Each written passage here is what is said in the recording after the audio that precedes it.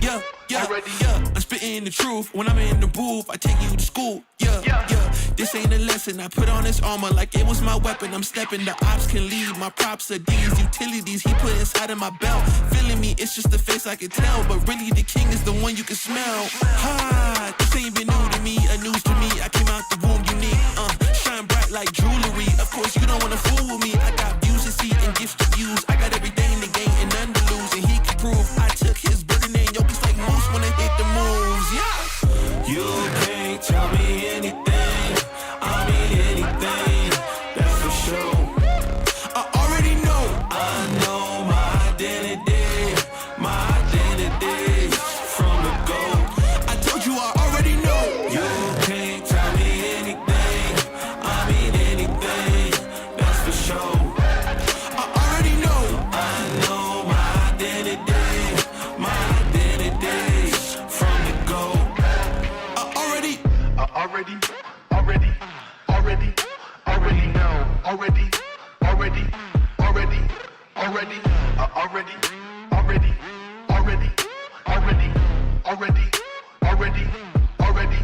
Already know.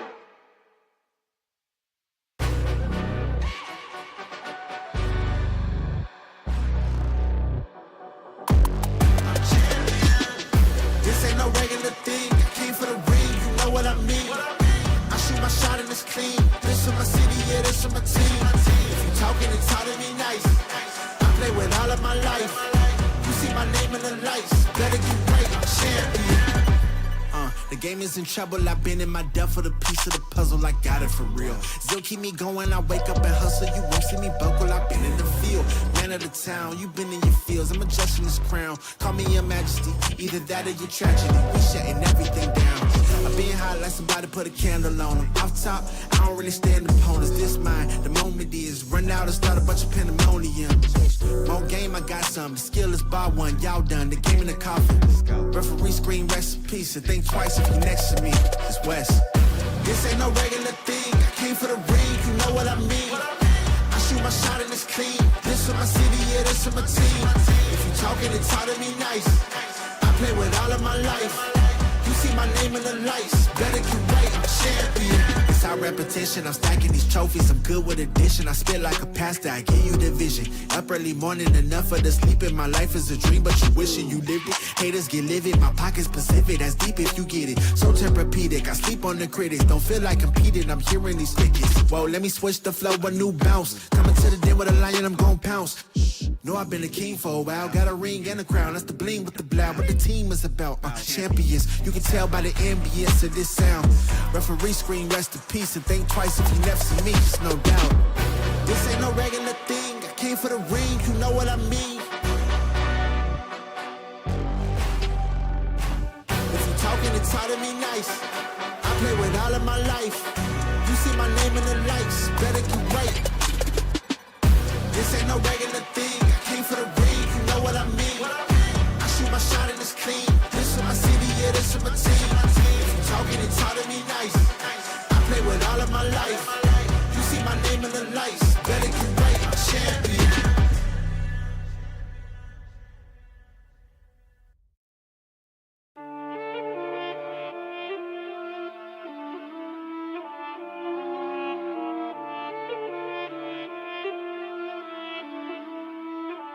I love when the good news coming in on a day-to-day. Already know what's happening, I don't gotta shake the hay. Big moves, big stepper in the right direction. The trip continues, every W's a psychedelic. Journey over accolades, divvy up the accolades and tell them boys to have a day. Give and take, and I love to give. Give and take, and I love to see the bros hitting milestones. Gon' get your shine on, brighter than an iPhone screen. Anybody tryna take a piece of pie home, try a song, shape a stick or drop them like a pine cone. Conversations about the goals and the gold that I'm sitting on. All I hear is low ballin' digits if I listen to them. No need to counter if it's disrespect. Swam with sharks on how to bite my way out fishing nets. Yeah, I see the light at the end of the juice, got me swinging for the fans. Always look the life through a different lens. Sevens every time I put that lever. I love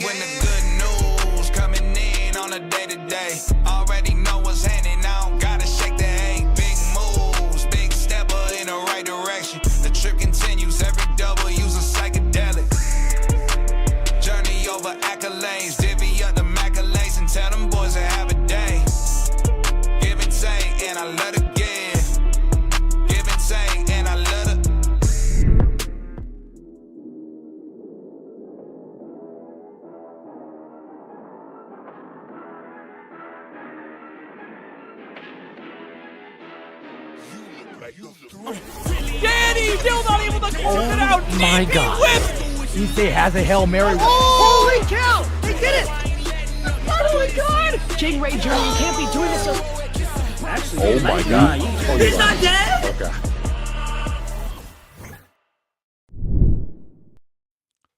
Welcome to Breakout Series for City of the Wolves number 18. I am Tomodoc, and I'm with my good old friend, Mr. Leapfrog, over there.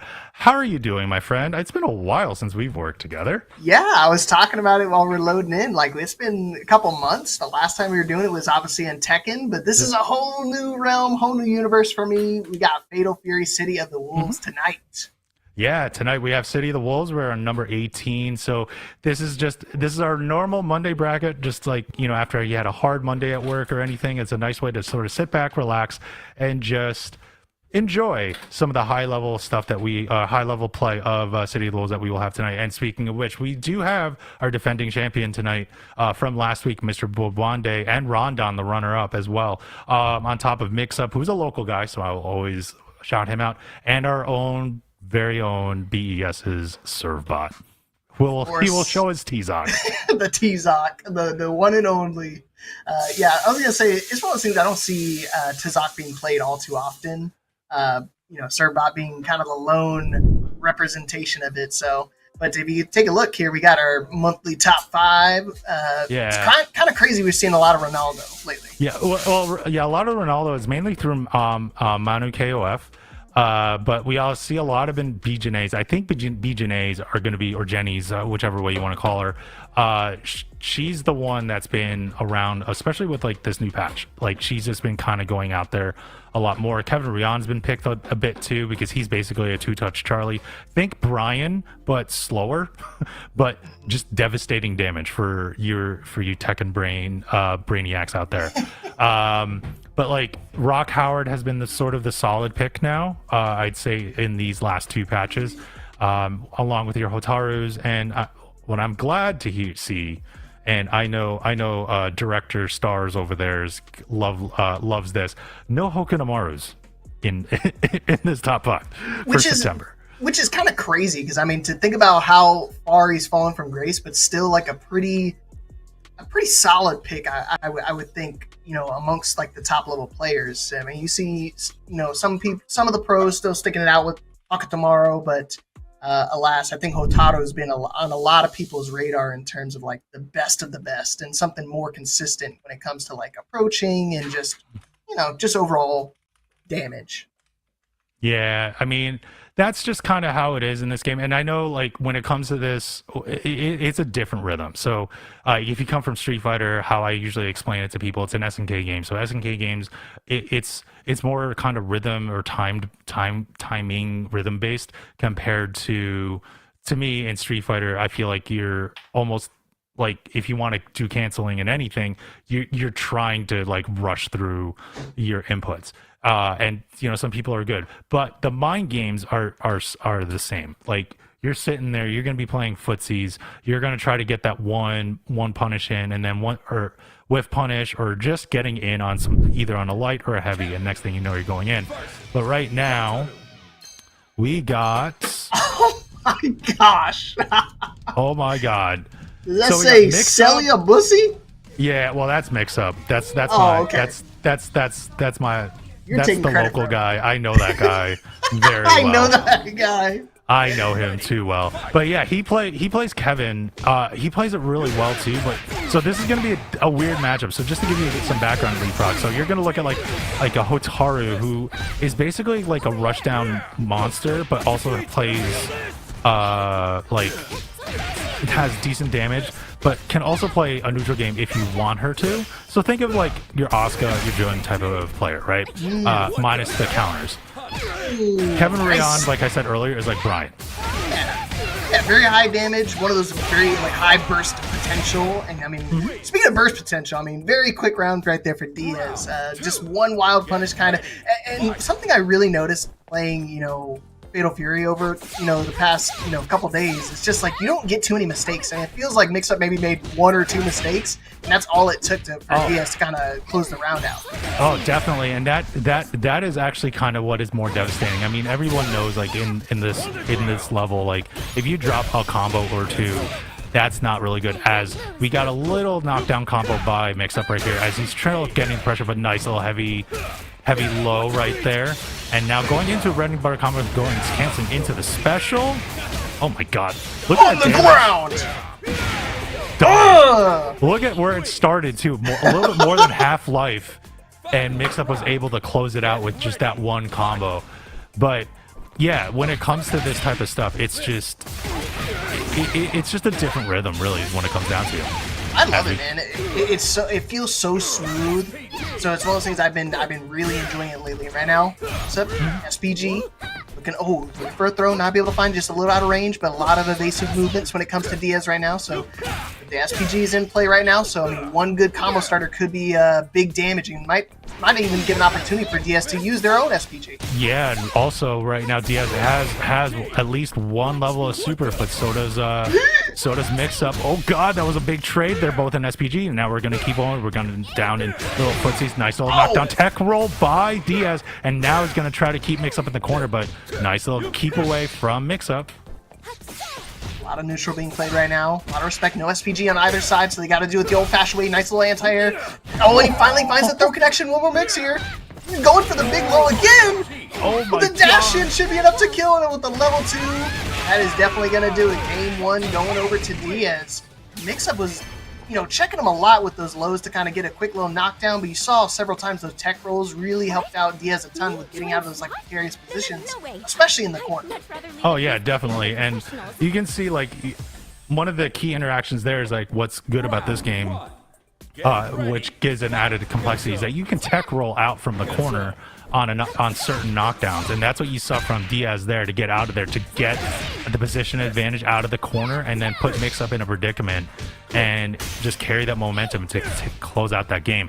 Now we're kind of go back into sort of a footsies and just trying to see who does what, and oh my goodness, getting chunked down. Finally an SPG. I think he was taking it on purpose just so he can get an SPG. I like it. That's what I tell people. I just take the fireballs on purpose, but I think you may not have enough time because all of a sudden the rush down from Otado is going to going crazy right now. I'll punish off the low, double low for the fun of it. Bread and butter combo going into a super. That shouldn't be dead though. Oh, yeah, I didn't think that was dead. Wake up TP. Now just kind of keep up. No way! The big rev blow miss. This should do it. This should be dead if she plays the combo right. Diaz should play this. Yep, right into the super. Closes it out. First round in game 2 goes to Diaz with that big comeback. Man, Toma, you jinxed him, man. You had it. He was 1 hit away from being able to close out that round, and he got a greedy again, just trying to chunk him down with those lows. He's been using the lows a ton, but not been paying off in his favor. He keeps trying to get these JDs, but just mistiming it just slightly. It's pretty precarious, but obviously it helps out a ton. Gives you a little bit of health regen, as well as obviously reduce some of that meter. Man, that heavy punch did connect, and now we're going into a full combo here. Just get out of SPG. Oh, there's another confirmed. That should be dead, actually. Okay. Like I said, 2 touches. That was 2 touches on Diaz by Mix-Up, and that closed out the round there already. So there you go. And now, with meter management, though, Diaz has 2 bars of meter here, so strategy could just go all out with EX moves and then try to cancel it into the heavy hidden gear if he's in SPG. Ah, crap! Just out-timed. He keeps getting the tech roll. I feel like he's catching the timing of it, but just a little early. And you can tell, I mean, a lot of the JDs have been missing out, too, because of his missed time, but got crossed up in the corner! Cross-up. That is crazy! Be careful, though. Oh, SPG God. On the table for both players. Whoa. The little dive kick was going away, but now this is not looking good. No. Oh, drop combo by Kevin right there. Mix-Up trying to get some defense in.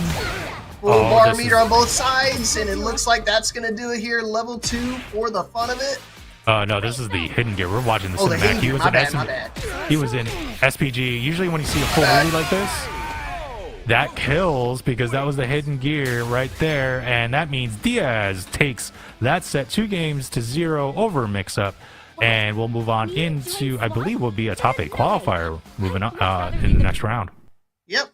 And the thing is, I feel like, again, you don't get too many mistakes. And again, Mix-Up wasn't playing bad necessarily. He was doing really good when it came to spacing, a lot of good lows, chunking them down quite a bit. But you saw several times where you get, allow Diaz to kind of tech roll out of it. I see a lot of players do a little bit of those jump backs just to kind of catch that tech roll, especially if you know it's coming. Yeah. He tried to go the hard route of kind of just doing the hard read of just a hard button off of the wake up. But you make a mistake like that, and it's pretty much lights out. And that's what Diaz took. I mean, look at that health bar right there. One sliver is all he needs to be able to turn the game around. And that, but like, no shade to Mix-Up. Like he actually, just one or two mistakes really costed him. But when he has those combos optimized, and as Craze has said there, two touches. His nickname is Two Touch Charlie, in my opinion. That's what I call Kevin Rion. So he is Two Touch Charlie as that when it comes to his gameplay and everything. And my son's kind of coming in trying to say hi, or never mind. He tried to come in. He tried to come in and frame. He juked you. He was, but did not make it into the frame. But it's all good. But regardless, kudos to them. But while we're waiting for Pace and Akeem the Dream, oh man, if you're I'm a Rockets fan. I'm thinking of Hakeem the Dream. But regardless, if you guys are in the chat, please make sure you do ! Matcherino to do the Matcherino codes. We have a lot of codes going in there, so please do those. It only takes a couple seconds to do it. And also, thank you to our friends over at SNK Esports for donating to the pot. I believe, by memory, it's $47.25 they always put into the pot there, into these pots for our players. So please claim those codes, support Breakout through Matcherino that way, and you'll be doing your part in the Breakout campaign. I was trying to think of something from Starship Troopers, but I lost it by that point because my son keeps coming in and poking me. I was gonna say, dude, you're pulling out some references that might be dating you a little bit, dude. Because I'm all good with it. I'm fine. I'm good. Everyone knows I'm the old man here. Dude. I was playing competitive Tekken 4. Like that's oh my gosh. So everyone knows my age. But yeah, no, like what, Leafrog, like what was something that you saw in that match that just like kind of amazed you? It seemed like some of the combos by Hotaru possibly, or maybe the rushdown side of it. Like just, I want to hear some of the things that you saw.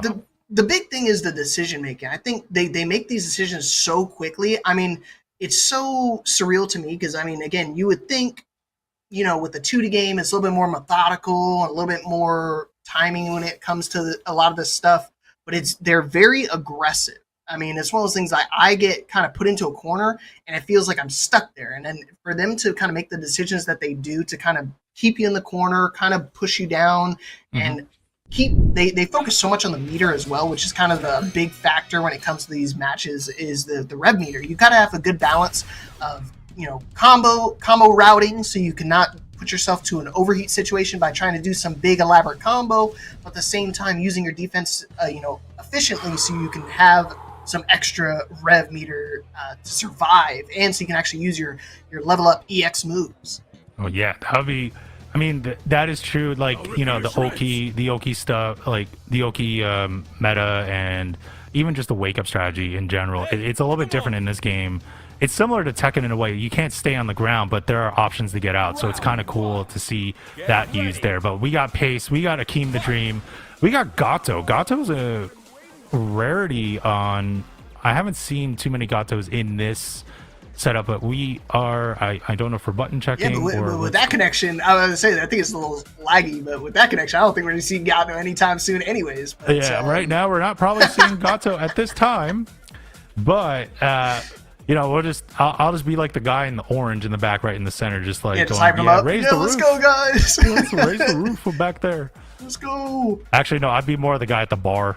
Oh, you say you're the one sitting down, sitting down, sipping on a drink, sipping on a whiskey, sipping on a whiskey and an old fashioned, like the whole time. I told you dated yourself again, man. I don't care. Old people drink whiskey. Yeah, I love whiskey.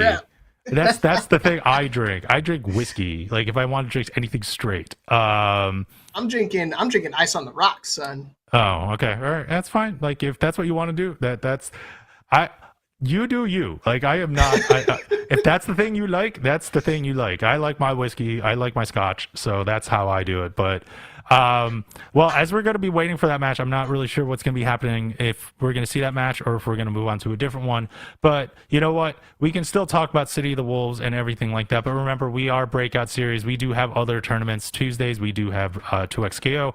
Wednesdays is our more our big tournament of Tekken. And then I know we do Academy stuff every other Saturday for Tekken as well, right? It's every other Saturday? Yeah, every other Saturday. So we just had one on Saturday. A lot of fun, especially for the newcomers. Obviously, I wish they had one for the Fatal Fury, because then I might have a chance of winning a round, let alone a game. But it's a great place for learning. I usually commentate most of those ones. Obviously, wasn't able to last Saturday since I was a little busy, but yeah. I mean, that's kind of your event anyway. Like it's one that you run with the ambassadors here and everything. Like you and Servbot, like you guys are pretty much our top Tekken players, or top Tekken ambassadors here in at Breakout. So you guys actually put in this event. It's almost like I don't want to say it's free coaching, but it's kind of like free tips and kind of, because when you guys are commentating, or at least when you guys are there, you guys do come up with good strategies to come up with, and to teach those folks, anybody that's, I believe, a Bushin or lower, to learn on the fly, instead of just being slaving over ranked in your own head. I would say, instead of suffering in ranked, you can always come down here. We're always hosting lobbies. No team event. We had one last time, Mia. I don't want to hear it. So what's up, Factor? But it's one of those things. It's a really great learning environment overall for everything. So I'm starting to learn a whole lot in Fatal Fury as well. Obviously, with people like you that have it seems like unlimited wealth of knowledge about everything. Well, you know what it is? It's an unlimited wealth of knowledge, because I would go to the arcade and stick my quarter like right on the screen and then get beat up so much, to a point where all the people would be like, yo, if you want to play, just stop doing this, stop doing that. But it was at least a social thing. So like when I would go to Chinatown Fair in New York City, like that famed arcade, like people would tell you, like, if you kept going, you kept trying, like that, they appreciated that, and they would help you a little bit. And then you would just sort of learn from that. So like, that's how I learned. You just got beat up, but the thing is that you got beat up with the person next to you, not like some online anonymous whatever that might not even be a real person at sometimes. Remember the Yeti bot? Like, yep. Hey man, I'm gonna keep it real. Those ones hurt the most. But at least when you go to like the offline events, having that person next to you, and they can you can literally ask them immediately afterwards, like, hey man, GG's, like, what do I do? Like, what do I need to change? What kind of tips? And I love giving those tips, especially when I'm the one dealing the beatings. But receiving it, on the other hand, it was not fun. But I couldn't tell you how many tournaments I went to when I first started playing. Went 0-2. I think I went like 0-2 like 30 times before I won my first match. Yeah. And then it went to the winning one match. No, I mean that's how it usually happens. And are you doing some shenanigans in chat with XFS? Yeah. Jeez, okay. Yeah. I just wanted to make sure. Like you're playing bouncer right now, so I was just like, I gotta make sure I threaten the people. You gotta keep them in check. Hey, what's up, Shifu?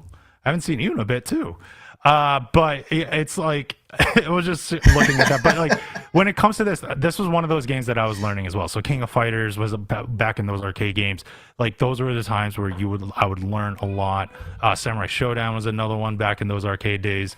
And also was Garo. This is why the Garo Fatal Fury was like I loved that game. That came out like in 98, 99, and was in the arcades for like 6-7 years. So I was like playing that game. Oh snap! Yeah, it was a long time. 7, 8, 9, 10 years.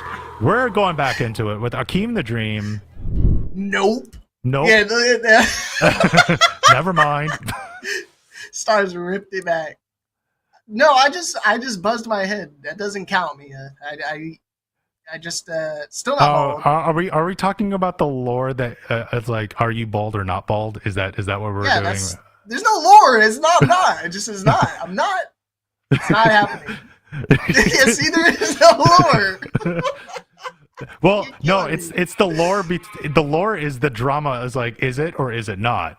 But what is the true lore? If you shave your head, that's fine. But usually, most people that I didn't even shave it. It's just a little, a little buzz. I just like to keep it a little short. He likes showing. Oh God! You brought it home. It's okay. You went home. You brought it all the way home. It's fine. It's okay. It's I get it. It's all right. Why can't I save my eyes, man? You're killing me, dude. Oh, why cry? I'm sorry that you were blinded by the light. Like that was. Why am I not mod? Breakout, you guys got to make me mod already, man. I've been VIP since day one, and you guys have not modded me. This is crazy. I don't think they should mod you because I want the people in chat to be in there so they could go into exclamation mark Matcherino and everything. And exclamation mark merch. Oh, God. Well, here's why Cry that decides not to commentate anymore. He leaves all of us hanging and decides to play and get beat up. But you know what, though? I do. He's my boy. He supports my my fandom for my Shiranui. Because she is, like, amazing in this game now. Like, she used to be, like, meh. But, like, you want to see, like, long-range pokes? Okay. Who has, like, a long-range poke in Tekken? Like, just standing kick like type of thing. One more time. What was the question? Sorry. Who has like a long standing poke in Tekken, like a long poke? Oh, definitely Fakamram. Yeah, so like that's right. Forgot about him. So think that in but then you cancel into a combo the minute you get a hit. Like that's insane. Like, and that's how good she is. That sounds very painful. That sounds like I don't want to make any type of like whiffs at all. Oh no, you don't want to make any whiffs at all, but like she hits from downtown with her standing light punch, and it's just like, wait, that's really far. And then next thing you know, you're confirming, and then it's like, oh, I just took out like 45, 50 damage of the bar. Like just because 40, I did that combo. So I would say 40, 55% is typically what happens and what I see every single time I whiff. When I played maybe like 2 Mai's, and again, I'd make one whiff, 1 or 2 mistakes, and then I'm dead. Yeah, and she also does have plus range. Yeah, I forgot. Why cry? Stop it! Shut it. Stop. I need to keep that gimmick. Okay, I need to keep waiting on ranked a little bit. No, let him hit S rank first before you nerf him. Yeah, exactly. No, but that's just kind of how it is right now. I'm just gonna see. All right, so we're gonna be waiting for our next match. Like we're just gonna be coming up with that, and it looks like it's gonna be Sienti KOF and WD Kazada. So it's gonna be those two, both Cayennes. Is it actually gonna be a Cayenne mirror match? That is crazy. It could be, but like I've seen Kazada play other characters too, so it really just depends on what they come up with. He did have a Rock Howard. I saw him play the other day. He pulled out the Rock. It was really strong. And then when I tried to play Rock against him, I was hoping he'd do like a mirror match, but he went, the kind and just put mines all over the stage, and I just kept walking into him like a dingling. Well, that's usually kind of what happens in these type of things where it's just like, you're just like walking into shit. I shouldn't swear, sorry. But like, I'm the professional here. Like, I'm not supposed to swear. But we're a family show. Actually, no, we are a family show. My son's like actually in the other room, like 2 feet away. Yeah, no, that's why I was like, oh crap, I need to get out of work mode. But regardless, it's just in any of these things you don't want to whiff punish. But that's why it's like that footsies game. That's why everyone's just like shimmying back and forth, and even just the shimmy to bait a throw is like devastating. At least you're like not in the air for like 40 seconds, but true. I mean, unlike a 2x KO, I feel like I just have to put the controller down for a bit, like take a step away. Yep. Take a step away, take a swig of beer, like make a cup of coffee, like while I'm waiting to get down on this like 55 hit combo. the creativity in some of these combos though is what makes it so exciting to watch, and why I've kind of like I've been trying to stay away from it, but at the same time I see the clips and I see the tournaments we're running, and I'm like, man, it looks so exciting. I want to be a part of it now. I just broke your brain up when I just told you, like, the general strategy when you do this is go to a light or heavy, confirm, go to a special move, break, extend the combo, break, and then keep going. And you're like, wait, that's how you're I'm like, yeah, that's like the main mechanic. And then you can end it on an EX move, or you can end it on a super, whatever you want to do. But it's kind of like the routing is fairly simple unless you get super, super creative. Like, I've seen people go super creative. Like, I'm not like a top tier player. I don't think I'll ever will be, but like I've seen like top tier combo routes, and I'm even confused. I'm like, that happens? Like, okay, that works. Yeah, it's like, wait, we're on the 5th tailspin now. Like, I didn't realize I have 5 tailspins. Like, it's like that type of stuff by that point. And that's essentially why I love watching it too. It's just because you get to learn so much from these guys, and they're always learning new things. And to think again, Fatal Fury is very young. I mean, we're not even a year into the game's lifespan. Oh, yeah. We still have seemingly experts, but then we're teaching these experts new combo routes, new strategies, new tech in the corner. So it's just one of those things that this game is so new that we could always discover this new route, and that's the best part. It's a 25-year-old franchise, and with the 3rd game coming out 25 years later, but it still gives the old flavor for the old school players here, but then the new players and the old players gives them something new to work with the rev blows and the meter system. So, but right now we got WD Kazeta with the Terry Bogart and CNT KOF, or CNT KOF with Cayenne, and no Cayenne mirror match, and there's a big flow by CNT. CNT's gonna put Kazeta right into the corner. It was a hard knockdown, so he could not get out of there. Scientific? Okay, thank you. I have no use for failures. Scientific OnlyFans? Scientific KOF. Oops, my bad. Oh God, I couldn't stop. That's I got you. I'm sorry about that. As soon as you said that, I was like, oh God. I was like, sure, we'll go there. That's how I know I got a good one, so they get you off guard with that. Yeah. Man. Well, you know what I do. I like breaking the other commentator, but touche, you broke me just there. As Scientific is going in there and actually kind of breaking Kazeta, but Kazeta was able to get a throw on his own and get Scientific out of SPG. Oh, it looks like Scientific. Oh no, Kasada breaking the game right now. That little pause, unfortunately, making him drop that combo. Yeah, this is a top 8 qualifier, so a lot on the line here. Is ready to stay ducking. Is he gonna be able to keep the combo going? And we'll see. Slow. Let's see how it goes. I love the animation, this though. This is the amount of time I need for my combo routes. Oh, there we go. Right into the shoulder. Very good. Uh-oh, overheat now for Scientific. Oh, whoa, nice. Oh, no. But it's an overheat, so this is going to not look good for Scientific unless he keeps pressing buttons, and he did keep pressing buttons, and now he has won that first game. Yeah. Kasada, I'm surprised he's going for the Terry Bogart. Terry is another one of those, another good character kind of deal with that range game that Kine has, but you saw right there, it was very patient at the start. All of a sudden, Kasada tried to follow in his EX Fireball and met with, a button check by Scientific. So looks like they're going to kind of take a look again and maybe think about their character selection. I mean, Terry is not a bad character. I thought it would have been a Rock, to be honest with you, because there's a couple pieces of meta right now about Rock Howard. Oh no, we're what? I'm sorry. Tomorrow? Yeah, well, I know someone that just sighed in the background. Stars just goes, oh. I'm pretty sure he did that. It's like, really? But no, it would be WD Kazada with his Hoku, which all of a sudden, where does Scientific was like, actually, I don't want to play against that. Can you pick a different character? It's like, I'm done. Just take the round. Let's go ahead, take it.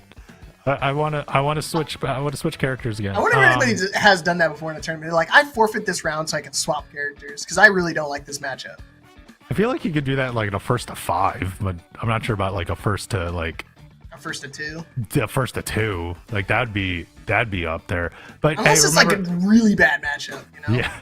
But remember, guys, exclamation mark Maturino, the link has now been updated fully, and there are 34 codes left here. So 34 codes left to be claimed. And again, thank you to SNK Esports for donating $47.75 automatically into the pot. Yeah, big shout outs. So let's see what Casada's going to retaliate with. Obviously, we saw the Hulk tomorrow being highlighted there, but we'll have to see if he actually commits to that or if he's going to go with something else. I mean, he's got a ton of characters. He obviously mains the Kain as well, but you know, we saw the Terry to start. It looked okay when he was kind of playing the neutral game, kind of playing the spacing a little bit, trying to outrange a Kain, which is kind of insane to think about. But Kain's like the skip turns character in this game a little bit, because some of the mine setups that he has with the fireball and some of the other just some of the other zoning setups that he has, all of a sudden he's then goes right into your face. It's like insane. It's like, it's not he's a zoner, but he's almost closer to like a up close or rush down type of character, and it's just scary with all the tools that he has. And some of his moves, like, it evades too. So like one of his moves, like we call it like the fake flash kick,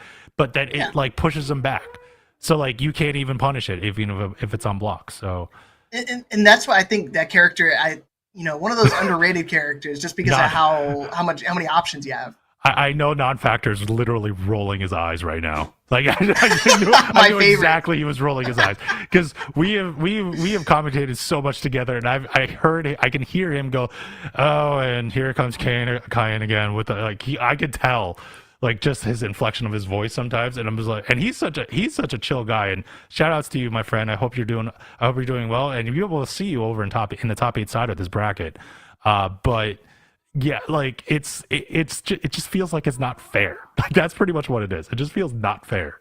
Yeah, he just has so many options on the table. That's why I've been looking at a lot of the characters on Fatal Fury themselves. Obviously, I want to stick with Rock because it's so similar to Geese Howard, but at the same time, I'm looking characters like Marco and Kain, and I'm just like, maybe I make the swap. Yeah, pick who you want. Pick who you think is cool. Pick a top tier. Pick a low tier. It doesn't matter. Just pick who you think is fun. Like some people like picking low tiers just so that like they can be that character specialist.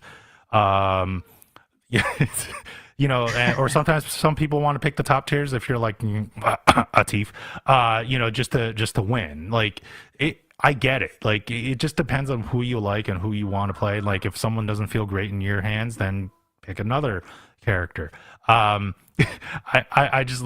know non-factor is in therapy session right now. Like it's true. He left. He was like, I'm quitting Street Fighter.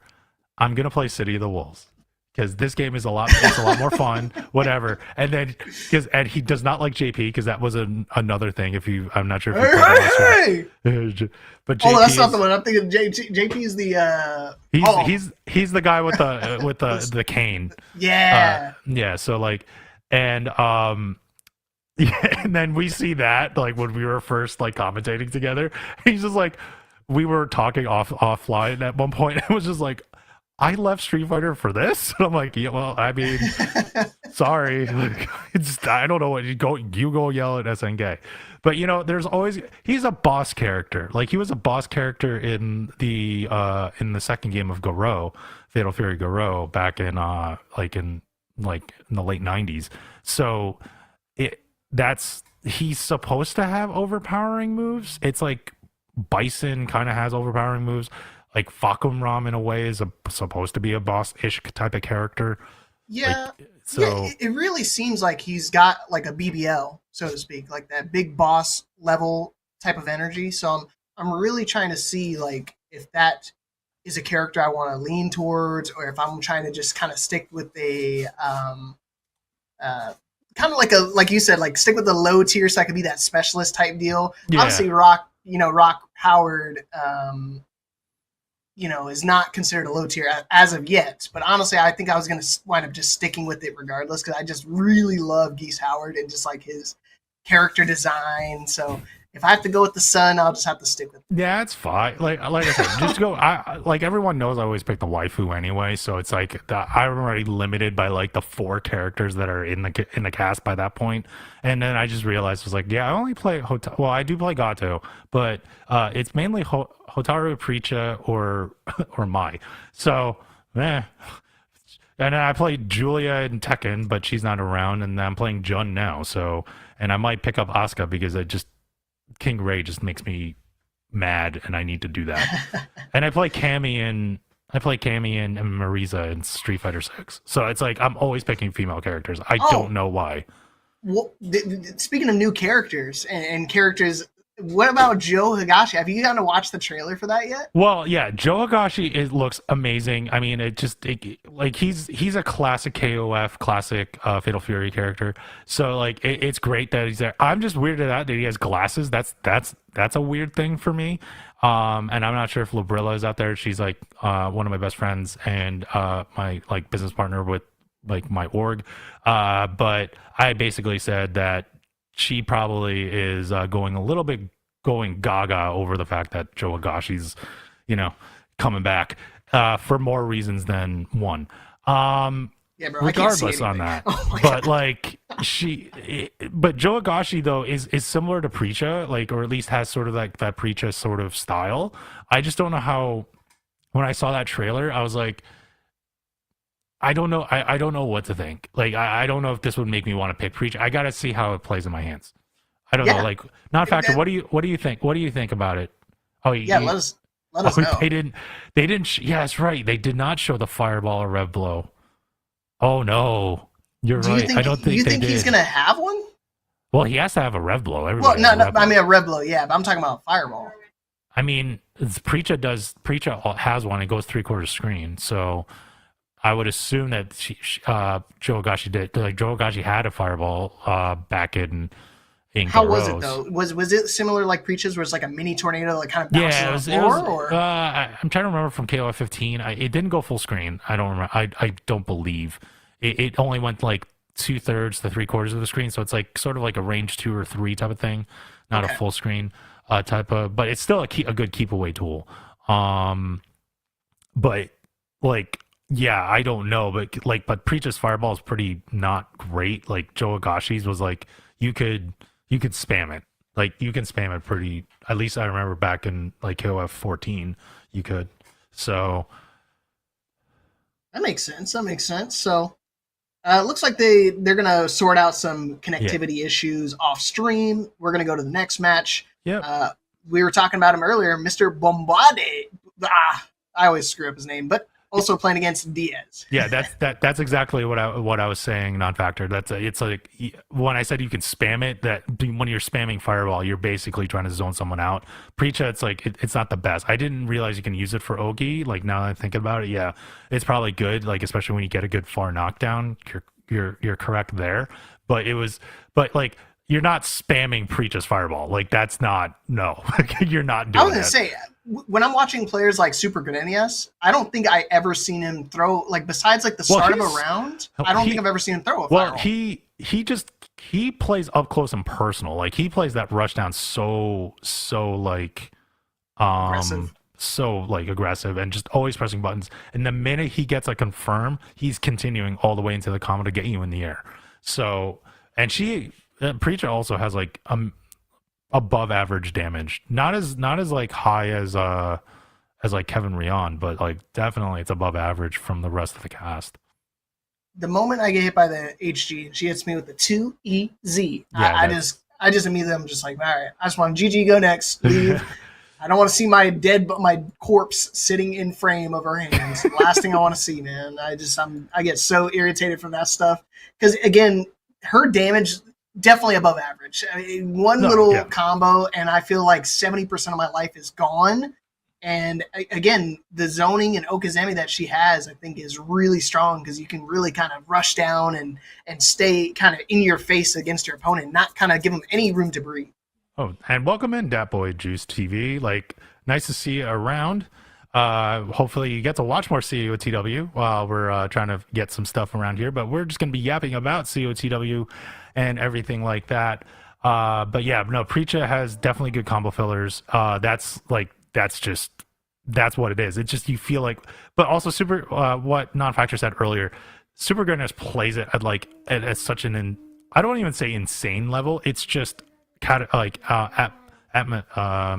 just out of this world, like how he just plays. It's so like out there. It just doesn't make sense. Like we were saying earlier, like when you get to see really high level players, like I told you, the basic combo routes that I'm still good with, he's one that just goes crazy with the breaks and feints, and it's like, what is going on?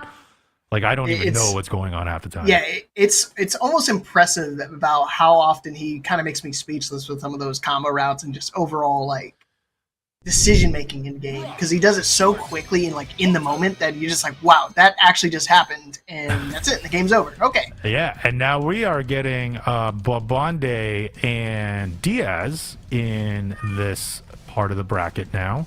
Trying to see where we are in this bracket. Yeah, this is another top 8 qualifier. I wanted to say this is a top 8 qualifier, I think in pool 1. But as we're kind of going in here now, we got Babande now going with the Rock Howard and Hotaru for Diaz. So Diaz is going to go keep with Hotaru, and nice jump in by Babande. Babande now goes in with the full EX combo ender right there. And the overhead, this should be pretty much it right there. Double Rebuken! To the combo extension. And that was smart. He wanted to save the level 1 because he honestly thought he can kill without it, so I don't mind that because he's got such a huge life. There's no way he can screw this up, right? Because Diaz got a big climb. Are you gonna give Diaz like $5 for saying that? Because yeah, like throw $5. If he makes the comeback right here, I'll throw $5 in Diaz for sure. Okay, never mind. Thank goodness. That was a $5 fireball right there. You're good. So no commentators curse. Shout out to Super Bowl for that meadow, by the way, for commentators. As we're kind of going in there, whoa, nice pickup and float by Diaz. Diaz is canceling the combo to extend him down and put Babande in the corner and keep up with his pressure. Also took away the SPG. Very good combo route right there. You see Babande immediately trying to get him back into the corner. Oh, caught him twice! Man, he had 2 opportunities to get out of that corner and wound up risking it all for this. And now, one more mix-up here for this first game to be closed out. JD for both of the approaches. Now Diaz kind of find an opening, with a little anti-air. Full jump in, gets anti-aired for his troubles, and Diaz is now bringing Babande back to the other corner. Goes into, this could be dead. He has meter? No. Oh, he didn't. Yeah, he was just a little shy. Both fireballs hit. Overheat right now for Babande, and forced to run in and wind up catching the fireball right in the face. Range Point 0 blank fireballs. Fireball to the face. Like that was just like that was just insane. As we're going in, and now another crouching light kick confirmed by Babande. Babande again with another crouching light confirmed, going into the Rapukin combo, and now the level 1 putting Diaz really in a bad position here. Yeah, he's got to find a way out of it. It's a great start. Yeah, he's trying to play the range game again. Double Rapukin catching both fireballs again. You see him right there. He pauses, trying to wait for the DP. Not going to bite on that lure, but still going to bite onto this easy light punch combo to close out the round. Game 1 going over to my man, the Rock Howard Babande. And as well as he wasn't really playing Rock at the start, and once he's made that change over to it, he's been kind of, no pun intended, rocking with it. I don't remember who his first character was, but definitely it wasn't Rock, or at least I don't believe it was Rock. But like at least when I saw last week, he was using him in such an amazing fashion. But even switched to BJNA, and it has a pocket BJNA as well. So this man does have at least 2 characters that we know that he plays at a high level and that has gotten him wins, as he is playing some defense right now because he is in a little bit of a life deficit while Diaz is in SPG. Well, about that life deficit, because now I'm in the lead. Just by a little sliver. Nice low confirmed combo. Wake up DP this time, finding its mark. Oh, put you back in the corner, and finally finds the bait off that DP. Babande now on set point to move on into winner side of top 8. Oh, every time when you see a blocked DP, you're just salivating right there and just wanting to get a big punish in. And that's what happened there with Babande. And now Babande is still continuing a little bit of that momentum right now, but Diaz is making it a little bit tough by getting that cross up and going into a big bread and butter combo right now. Yeah, that was a big chunky jump over right there. Found the mark. Looking for more off the extension, put him into a corner, and now he's in a really bad spot, but all of a sudden, one back throw kind of changes the momentum a little bit, trying to snowball. Fireball gets him out. Notice that Bobonde is not just doing the full jump, he's also doing like the small hops too, to sort of stop the jump arcs a little bit. And look at this jumping must be getting to Diaz a little bit, and this should do it. Wow.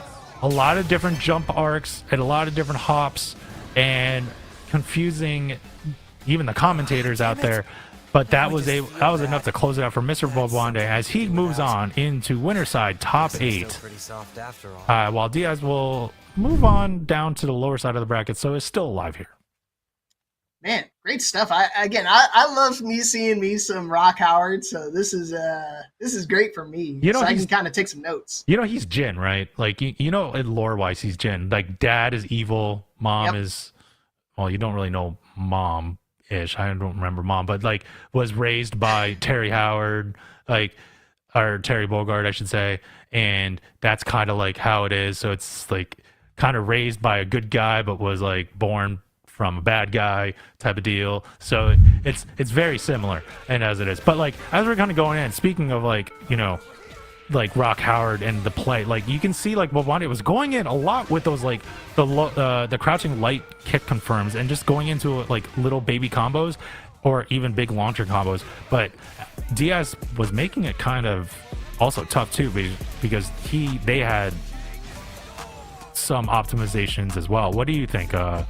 What do you think was a highlight for you there, Leapfrog? Again, I think it's the spacing and the overall position. Because when you look, a lot of the replay is, you know, Bobonde keeping Diaz in the corner, despite sometimes he'd be doing those tech rolls to kind of find himself out of that precarious position. But again, these jump backs are so important with dealing with that stuff, because then it pretty much turns into a free mix-up again, whether you're going to get crossed up or you're going to get catching a big overhead, you know, heavy kick. Those jumping heavy kicks from Rock are amazing at closing the gap against opponents that kind of want to jump away or try to just get away in any way possible. Yeah, no, and that's exactly what it is. And I was even saying that in the last part as I was like losing my words. Like I was sitting there just like kind of amazed at the timings of like the different jumps that Bobonde was doing. And then he would do the back jump and do the double Rapukin, which caught Diaz off guard, and he would get clipped with both of those, with those air fireballs. It was like just the sheer mix-ups even in the air, just because of the jump arcing, was a real good sight to see when we have this. But just remember, folks, as we're waiting up for our next match, which would be Rondon and Pace, as we're waiting for that next match to come up, if you want to support Breakout and you know help us out with everything, you know what you should do? You should go to !merch and buy some of our merch over with the No Limits line that we have here, with the t-shirts, the hats, the hoodies. I mean, look, even Mr. Leapfrog here, that's actually his real name, Mr. Leapfrog, has even the hat right there supporting Breakout as well. So like the merch looks great. I need to buy the hoodie. I've been meaning to buy it, and it's getting colder. So yeah. So you can see right there, you got the hoodies, the two different t-shirts and everything like that. And also they have some stickers as well. So when you buy anything from Breakout, like you're directly supporting the production here and the organization, and it's a great organization. And why not, while you're supporting the organization, why don't you show up to your local with some of this, swag? Show your Breakout support from the Breakout family when you show up to your next local. Yeah, if you ask me, I will personally kiss each and every one of the shirts and hats, like giving you a kiss on the forehead. Oh. No promises, no guarantees on that, but at the same time, is that what bald people do? Is that what bald people do? They kiss people on the forehead. I wouldn't know, Tomada. I would not know. I would not know in the slightest. I have no clue. I had to. You threw that softball up there. I'm sorry. I had to take it. I had to take the swing. Regardless, though, but yeah, thank you, Non-Factor, for throwing up the merch tag up there. But yeah, you do support the production. This is I love working here. I love working with you guys around. I know I just roasted you, Leapfrog, but it's always a pleasure to work with you, and it's always a pleasure to work with everybody here on the City of the Wolves team and on the second team. Those are the two teams that I work with, and everybody I've seen and met through Breakout has been pretty much a pleasure to, to interact with. Likewise. You say that with such like audacity. You're like, yeah, okay, I'll just say it right now. You just called me bull. Nah, we like to have fun out here. I mean, I take it to heart sometimes, like that last comment, but hey, I mean, I'm the guy that likes stirring up like the petty stuff. So it's just like if someone like, I don't see him out there or out here, but if Ash is out here or if I see DJ, I'm just gonna be like, yo, really? Like no one canes. Zaxby's is better. That's all I'll say. Zaxby's is better. Wawa for the win. Bucky's is whatever, but oh, you better not say that. Dude, DJ was freaking out earlier. Oh, I know, I know. I wasn't able to say it to him, but I just love starting like petty food BS with our team because it's so fun. Because I'm that petty. But as we're going, and speaking of petty, we got Gato and Rock Howard again with Pace and Rondon. So. Oh my gosh. I don't think I've ever seen this stage. This stage makes me dizzy. Oh no, the train stage has been around. It's been around forever. There's three little duckies too. They're just like running around in the background as well. And wow. So Gato is sort of like I want to say kind of a mid-range striker character, but with like rushdown tendencies. I want to say, you know what it reminds me of? It reminds me of Feng Wei. And I was gonna say also has sways and back turns. So that was. Oh snap! So you get him with the back tempo. That's what I was saying, but not like Feng Wei. Oh, what a confirmed by Rondon right there. But nice way goal. Oh, he's in the air. Oh, it's okay. We're good. We're good. Oh my God, that was crazy. That was a crazy interaction with Rondon, but Rondon was able to close it out. But yeah, it's pretty much like a Feng, without like the counter hit stuff, but definitely with the sways. All right, Rondon looking pretty good in first round. Going over to Rondon. Find another opening here. You see him spinning the meter, just trying to apply pressure as best as he can. All of a sudden, Pace retaliating back. I got my own meter. Nice full combo extension. I think he's gonna. No, not gonna use level 1 here. So that's 2 sticks of butter, but not gonna quite use it yet. Not gonna use it. Away with you! I would have used at least one of them right there just to like keep getting the damage out. But right now, as you can see, he's breaking the combo to extend it even more. Rev blow does not connect. Is blocked. What a catch by Pace. Pace should be able to end this now. Yeah, just spend the level 1 right now to end this round. There you go. Tie it up in rounds. You still have another level. Still have 1 level of meter left.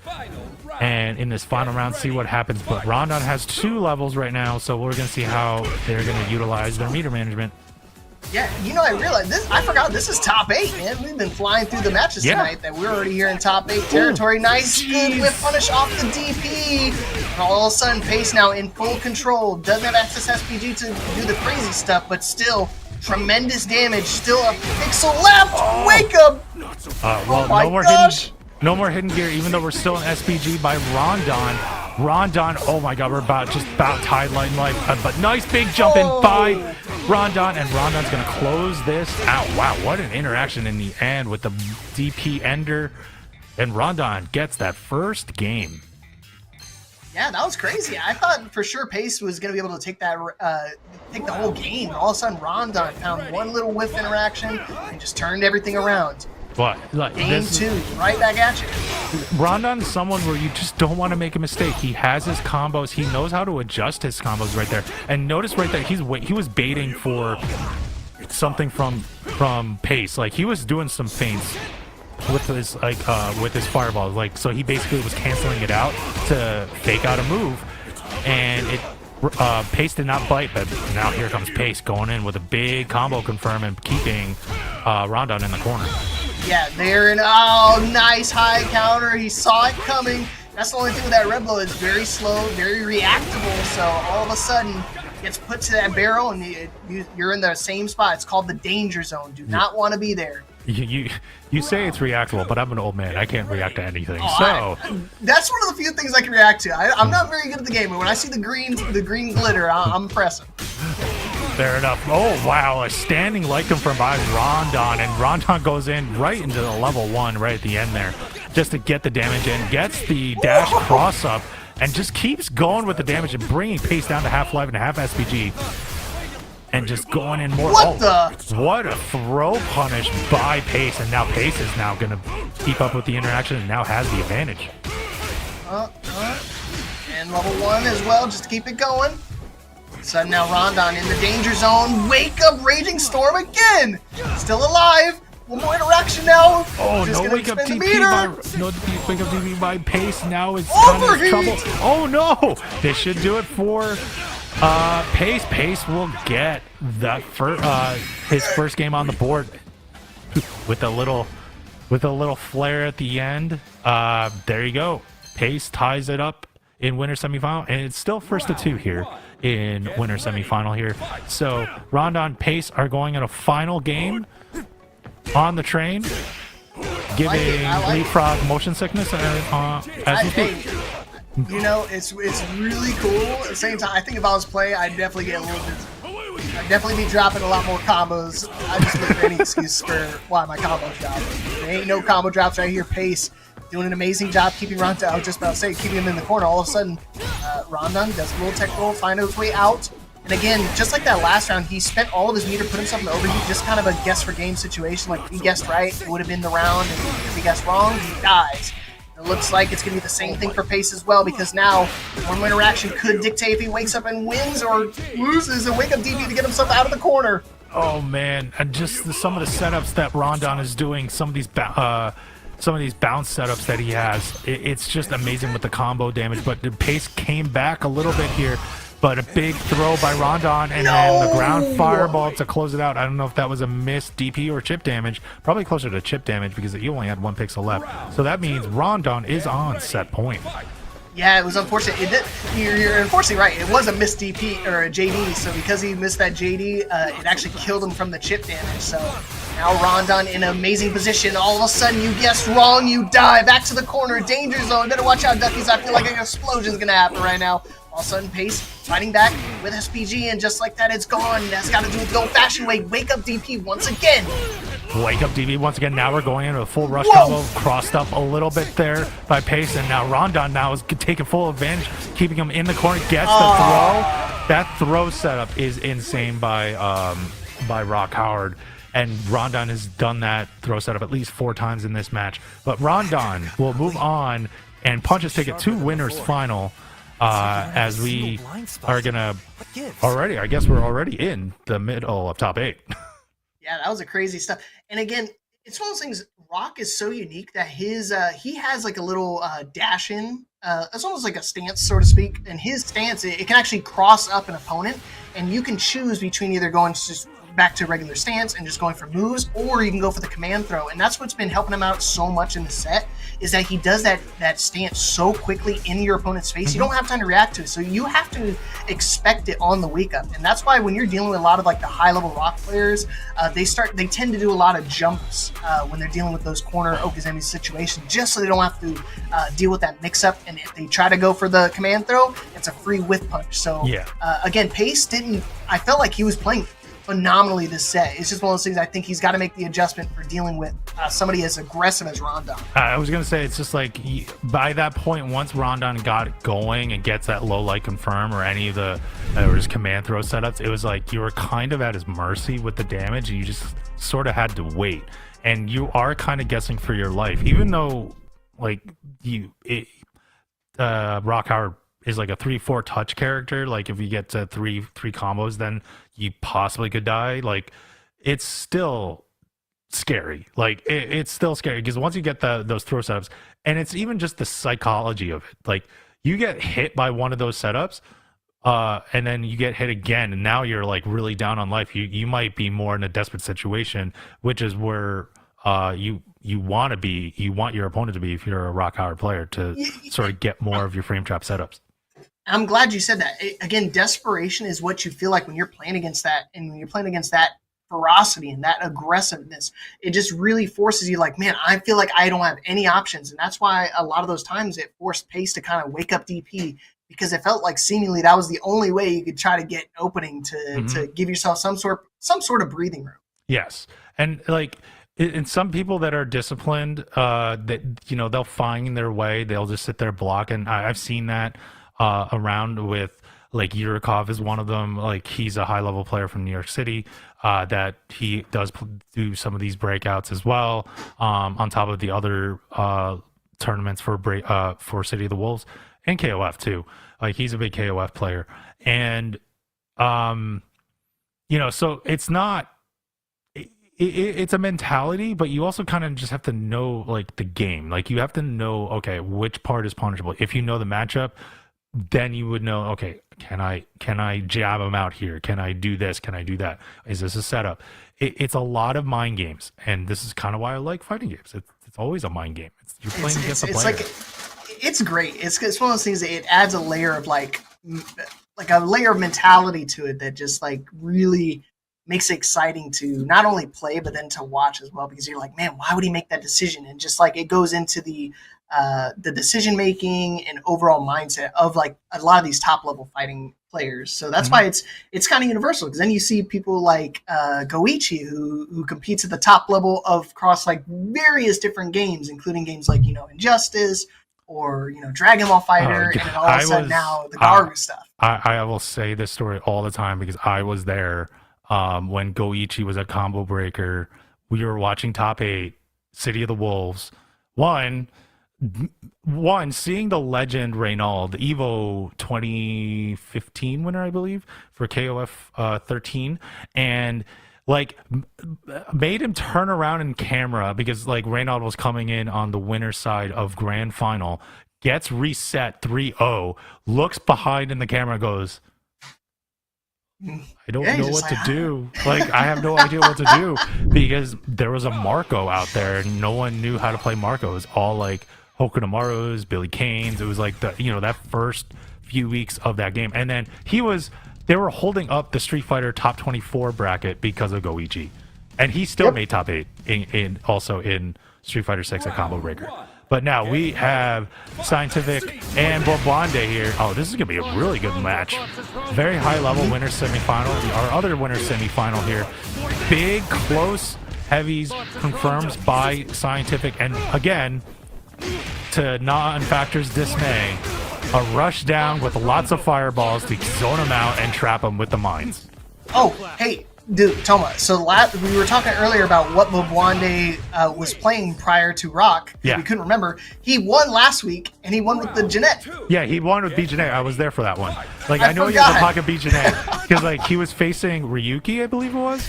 And Ryuki, they did the mirror match, and it didn't work. He said no thank and then just went to B-Jeanette and then just took it out with 6 straight games. Yeah, proceeded to steamroll. Yeah. And the moment I saw it, I was like, wow, this guy is crazy. And then now over the last few tournaments, I've been seeing him play Rock. And I'm like, this is crazy because he's still super strong with the Janae. It can, throw it out at any point in time. So maybe when he's feeling like, can't really do much with the Rock. But who's really strong right now is Scientific with his Kayan. He's just keeping him. Bobwande in the corner, not letting Bobwande get started at all. Oh my gosh.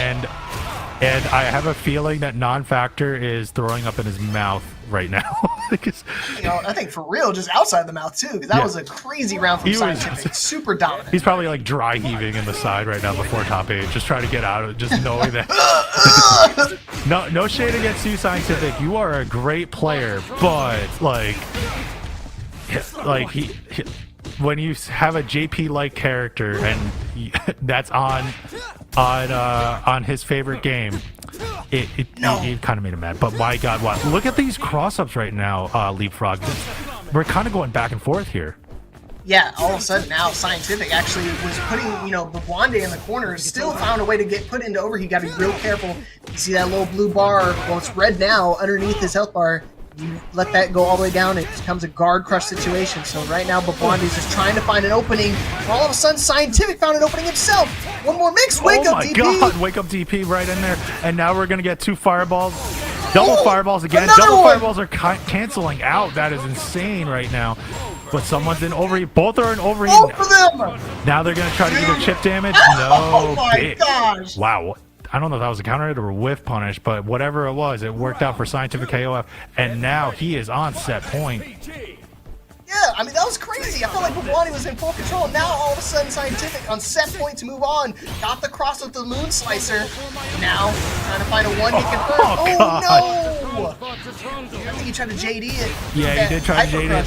Oh, the counter rev blow. That. Oh, no combo to go into it, but a back throw to keep Bobonde at bay. And now, oh God, this is not looking for Bobonde. Bobonde's getting floated a lot going into level 1. That actually should do it.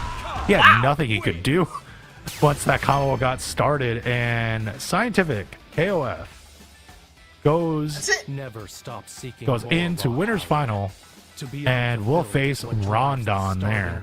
To survive.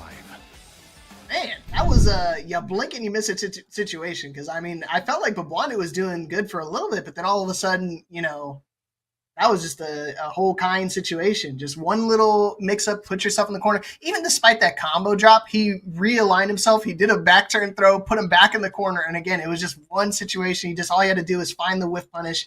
And again, it felt like Bobonde was kind of on the heels the entire time.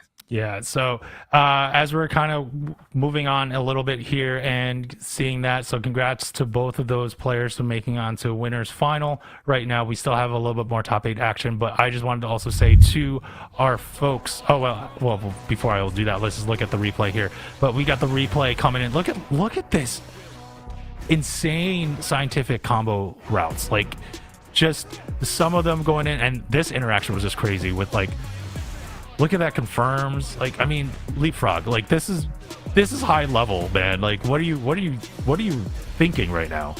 Yeah, you don't get a Vitality sponsorship from just being a nobody. I mean, these are things you have to lab, things you have to really put the hours on, and you can definitely tell Scientific just really putting the work into this character and just optimizing the hell out of it. Because I mean, at the end of the day, you saw every single combo, every single time you find an interaction, even just spacing just felt methodical, and just a lot of work put into it there, and just it really paid off, because that was a dominant 2-0. Oh, that was a very much dominant 2-0. And as I was trying to say earlier, I also want to say to our friends over at One Shot Energy, you know, unlock your focus and energy with their fruit chews and everything like that. So please, if you do that, if you go to their website and you use our sponsor code or promotion code Breakout, you'll get 10% off on your order. And it's a different way to actually take in sort of your energy right there through little, through little chews rather than an actual drink. So and they're kind of flavorful too. I've had a couple of them before. I like the blueberry one is kind of fire. Not gonna lie. So there you go. I've been chewing those every day. So there you go. As we're going in right now, we are going into losers round 1. I believe this is round 1 for Diaz and Ashura? Venom Ashura. Venom Ashura. It's a cool name. Yes, not as cool Diaz as combo. Venom Ashura. So yeah, losers round 1 match here. As we get another DP by Venom Ashura, but now here comes Diaz is just going in right now. Gets the float. Wow, even gets a cross up on there too. I guess that's kind of cool. That's a nice little route. It's a nice combo route change, because then if you're kind of like getting away from the wall, you can kind of shift the combo route and get back into it. Very, very reminiscent of Lars with certain combos. But all of a sudden, Venom, first round, it was the SSS rank here, baby. Yeah, you can see too, like when Hotaru was basically getting like floated a little bit. That's almost the majority of the time. That's when they're breaking the combo. They're breaking the move to extend that combo, I should say. Oh my God! A low light kick confirmed from downtown was able to get a little bit of a tiny bread and butter for Diaz. And Diaz gets the float conversion here. Goes into level 1, and we'll see how Venom Ashura will respond. Leap. Watch me. This is a great red blow right there, just to kind of get himself out of the corner. All of a sudden, hyper defense. Diaz is totally ready for that. Trying to bring it back again. Keeps trying to go for these jump ins and getting punished every single time. I think he's going to use level 1 as well, just to make sure he confirms it. Doesn't even need it. And he was ready to close that or tie up the set right now. 1 round apiece on this first game. Yeah, first game right here. We're going to keep going. Let's see who's going to get it right there. Nice little air-to-air attack going to Diaz. Nice little counter hit. Oh my God. Diaz getting the low light kick confirms going in with the bread and butter combo. Oh, okay, Venom is in a pretty good spot right now. And if you could have got the hyper defense on there, that would have been crazy comeback, but not able to do it in time. And again, now all of a sudden Diaz doing the jump in, getting caught by the fireball, not able to get these JDs, and now he has to do it without the SPG. Unfortunate. Caught 1 fireball, and that's all it took. Now Diaz needs 1 more interaction. Wake up DP. Oh, and how about one right back at you? There you go. You called it. Another wake up DP right there for you. And chasing the fireball setup also worked, and Diaz gets that first game in the losers round 1 of top 8. Gato. Man, you lied again, man. You said there's not going to be that many Gatos, and now we have two, minimum of 2 in our top I guess, 8. yeah, I know. There's usually not that many. I don't see them. You saw the graphic. There were none. There were none on there. Well, hey, we might be able to see if Venom can find a way to turn this game around right here. He could make it a Gato mirror match in the losers quarterfinals. But right now, I think Diaz is trying everything in his power to make sure this does not happen, because full control, Venom back to the corner, and just trying to use every bit of resource to try to find an opening. What an overhead, but I believe that was a drop combo by Venom Ashura, so like gives Diaz another chance here. Oh, big knockdown with the rev blow by Diaz. Diaz gets caught though with the big confirm. This should be dead if it plays the cards right. You would think, right? As long as no combo drop. Okay, he's got it. There you go. Just to make sure, do the easy one, and now, again, game 2, similar start. Venom taking the first round here. Diaz got to bunker down, start playing a little bit more defensive. But I mean, right when I say playing defensive, he does these like random wake up DPs that kind of find great success. Definitely so, but another low light confirmed by Diaz. Diaz is going to bring Venom all the way to the corner. Oh, big miss on the legend kick by Venom Ashura, and now he is getting paid for it with this pressure right now as Diaz goes into level 1. Damn, no more SPG now. Oh, and he got crossed up. Oh man, really bad spot, and just like that, Diaz now on set point to eliminate Venom. Move on in our top 8. Barrett is looking happy. Yeah, well, right now Venom is on survival point though, so he has a chance here. He almost has 2 bars of meter right now. Maybe he can extend that in there. Gets the first hits. Gets those first hits in. We're shimmying back and forth in the middle of neutral. No, it's fine. I like that type of stuff. Oh, what a confirm with the crouching heavy punch. And now we're going to keep going here. Breaking into the combo. This should not going to get out of SPG. We're halfway through SPG for Diaz. Nice. Okay, spending it. Wow. Got caught in that last hit there. Didn't believe it was going to hit, so he wasn't going to spend it. But you see right there, that's why he goes for that random DP. Just so he can wake up DP. Finding a lot of success for Venom right now. Looking to tie up the set. Oh, he tried to go for the red blow. He's going to get crushed, though. Now SPG is in.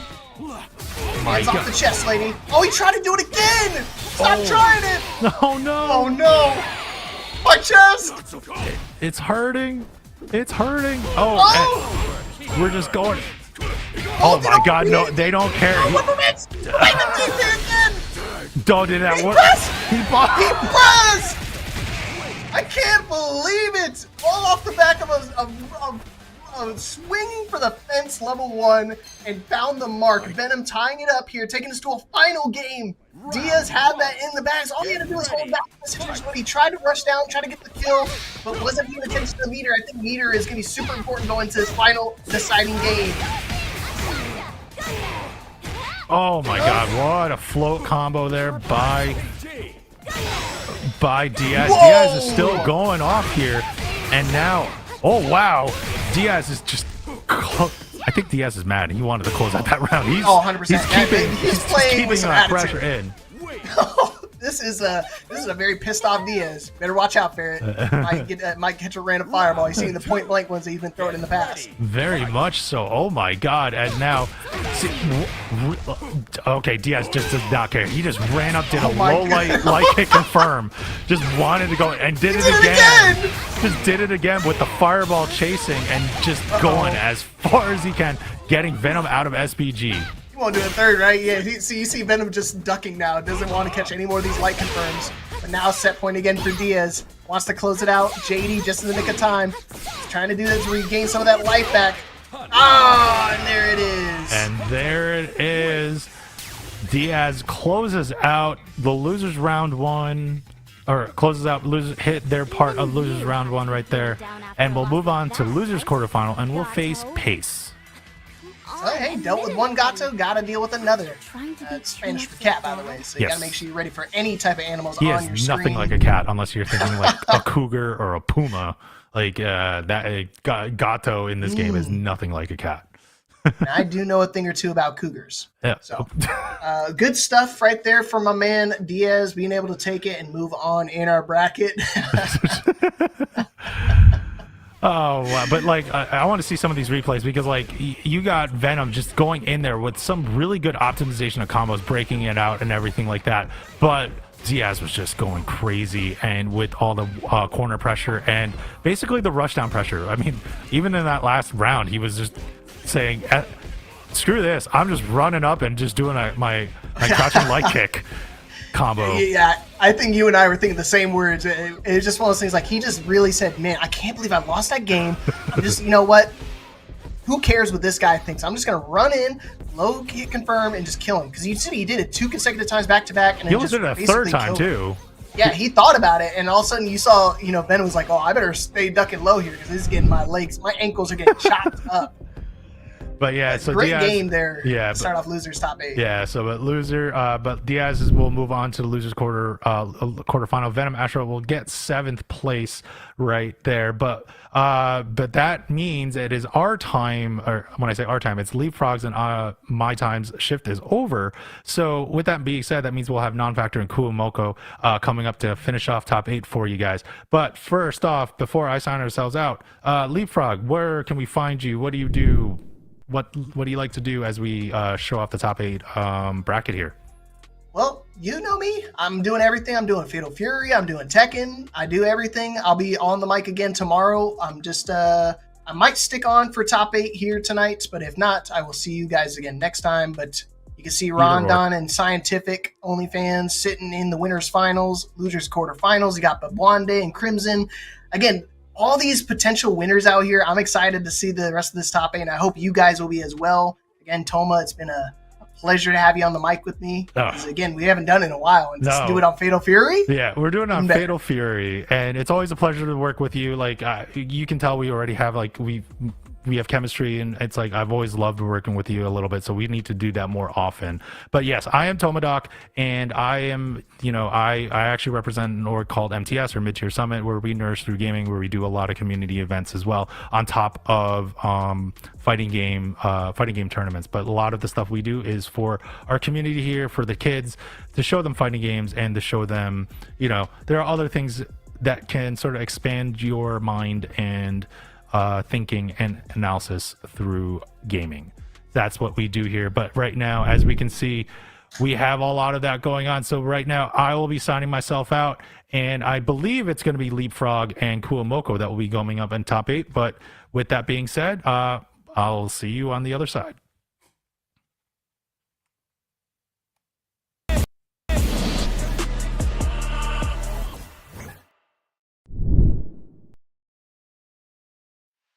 Okay. I'm a trendsetter. I'm a trendsetter.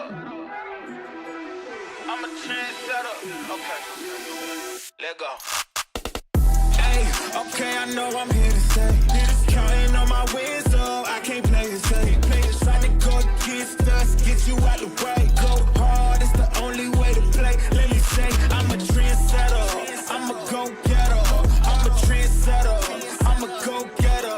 I'm a trendsetter. Who can do it better? I'm a go-getter. I'm a trendsetter. Hey, look, they keep calling me, could you ride this beat? Look proudly. Okay, it ain't no problem. See, I can mold this thing like pottery. Better, I'ma bet on myself. And for the top, and I don't need your help. We set the tempo, we run this thing in simple. Let's go. Boy, I'm locked in. Know your place, I'm top 10. And all my haters watching, so you know I keep on clocking. Let's go time. My whole style of go. Mine. Take my place, I hold mine. Run up, then it's go time. It's show time. Whoa. Yeah, they know I'm the one that set the trends, dog. Tell them tenfold, I'm gonna change the tempo. Okay. Tell them I can't play it safe. Got more wins on the way. Gotta show them how to do it. Man, my team making plays. Okay. Your team better play off. Sleeping on me, wake up. Too easy just to lay off. Okay. Tell me who you know can do it better. I know, they know, we know I'm a trendsetter. Hey, okay, I know I'm here to stay. Just counting on my wins, so I can't play it safe. Trying to go against us, get you out the way. Go hard, it's the only way to play. Let me say, I'm a trendsetter. I'm a go-getter. I'm a trendsetter. I'm a go-getter. I'm a trendsetter. Who can do it better? I'm a go-getter. I'm a trendsetter. Hey, look, told them I would elevate. Now watch me go up. Critics second up. confused, they could watch me blow up. Knew I had it in the bag, I just had to show up. Shot it blowing never sad, got no plans to slow up. Okay, mama said I'd make it, then I know that she ain't never lie. Said they need a double, still they lost, cause they ain't hit my line. Whoa, it's my time on the dot, gotta shine, let them watch, cause we gaming for the top. This a bop, whoa. Hey, okay, I know I'm here to stay. Counting on my wins, so I can't play it safe. Try to go against us, get you out the way. Go hard, it's the only way to play. Let me say, I'm a trendsetter. I'm a go-getter. I'm a trendsetter. I'm a go-getter. I'm a trendsetter. Who can do it better? I'm a go-getter. I'm a trendsetter. Hey, look. Did it stir?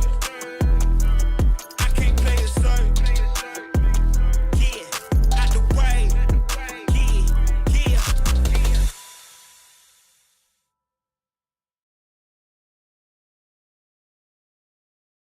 Nobody's safe. Nobody's safe.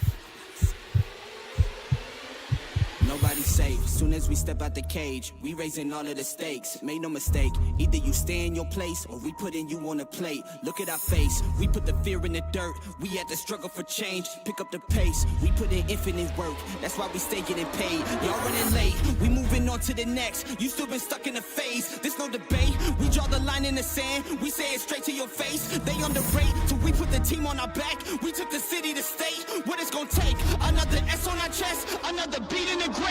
We innovate, we always switching it up. They can't predict what we say, come out the cave. They see the blood on our shirt, they see the teeth in the face. They watching tape, still trying to figure us out. They think we came here to play, they sending snakes. They trying to give us a curse, they want us taking the bait. But that's okay, we keep on dodging the bull. We keep on saying Olay, blocking the way. Thinking we flipping reverse, but we keep rushing the gate. Stopping the rain, we know they sit on the throne. It's looking easy to take, we not afraid. We put the fear in their bones, ain't no more running away. They trying to trace, they trying to follow our steps. They trying to copy the wave, boy that's so lame. That's why they keep getting curved, you gotta stay in your lane. They wanna claim that we not giving them work, like this is minimum wage. Boys, you crazy, why you keep feeding the beast? Now that you open the cage, nobody's safe. Tell them don't start. Nobody's safe. If you come then please don't drop your guard. Nobody's safe. If you come you're messing with a star.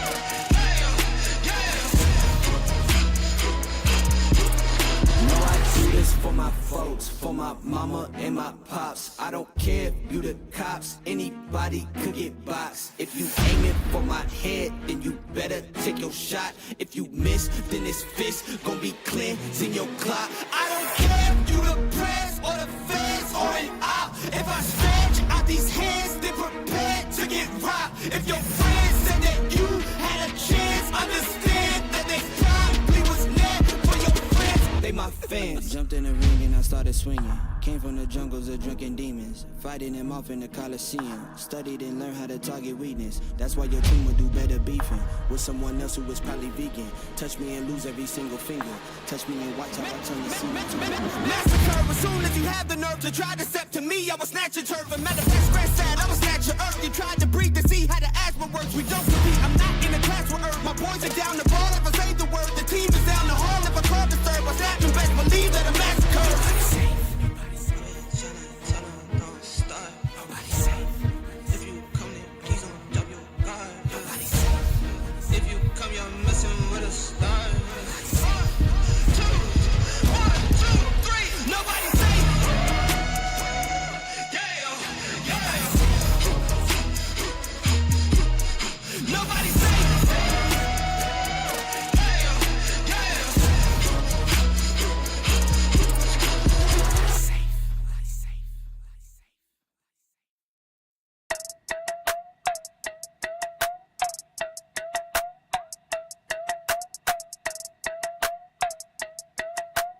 Hey.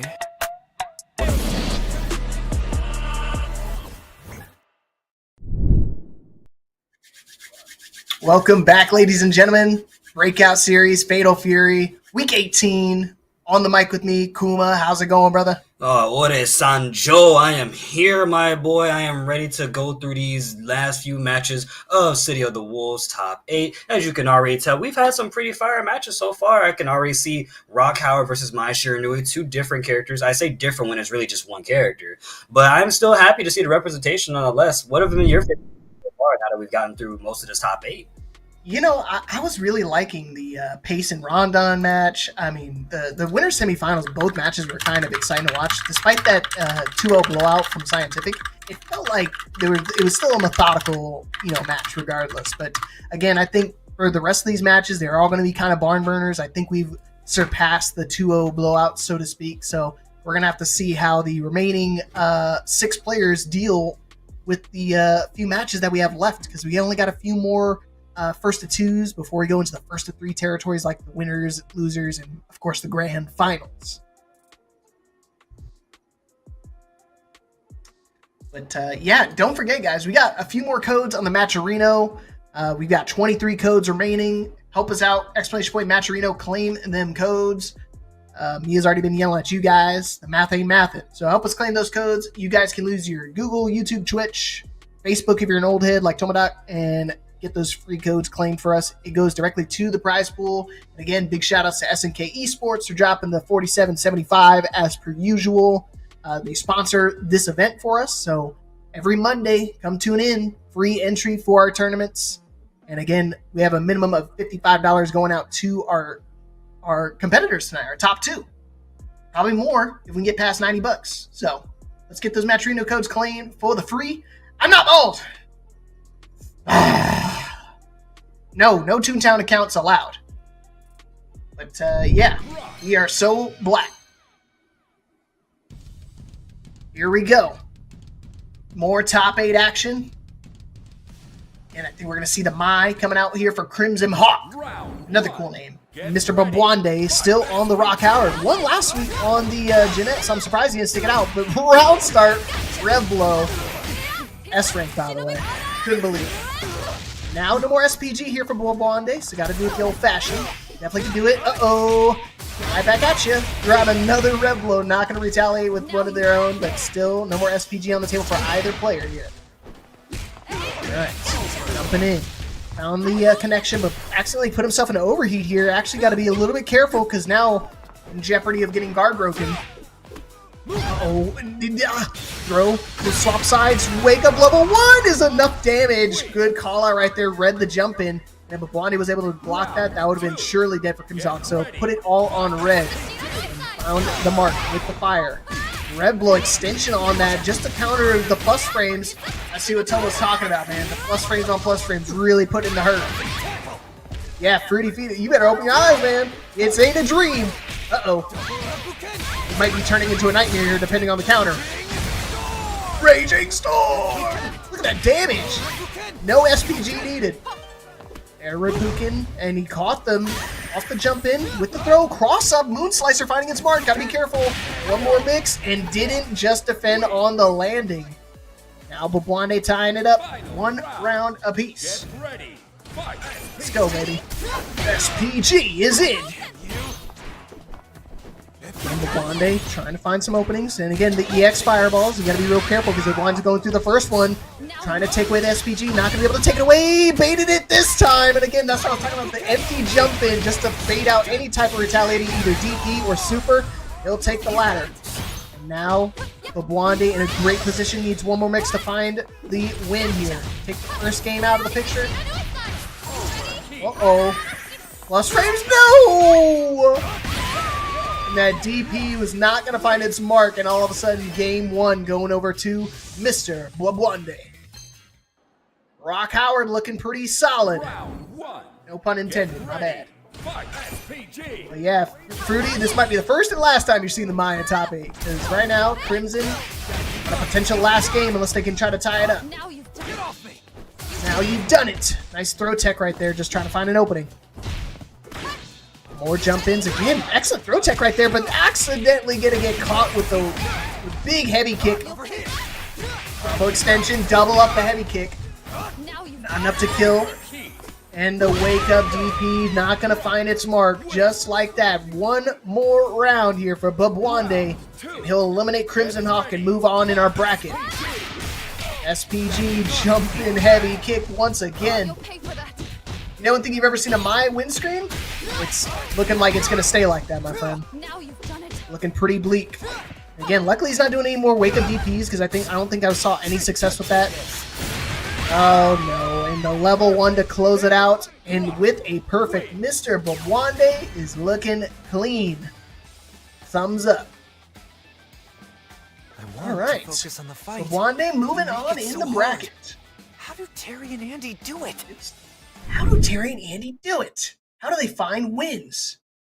But yeah, good stuff to Babwande. Total control of that match. I felt bad because it looked like he was getting some ground that first game, obviously taking that first round, but again, Crimson just was not able to really find his footing at all, especially with dealing with somebody like Babwande. He has a pocket character as well, even if the Rock Howard wasn't, making its rounds. But again, it was all off the back of that crazy call out of the jump in. So I think once he realized, okay, if he's going to be pressing off after every jump in like that, I'm just going to do an empty jump just to bait stuff out. And he saw the jump backs just to bait out retaliating moves himself. Excellent positioning, excellent spacing. Just textbook way to play the Rock Howard. So you see right there, the way he baited that was using that feint. The feint, I've realized, is such a strong tool in 2D fighting games. Just to kind of, it's like you want to bait out those invulnerability frames off of like supers or DPs and stuff like that. And Wande just knows exactly how to do it. He knows the time.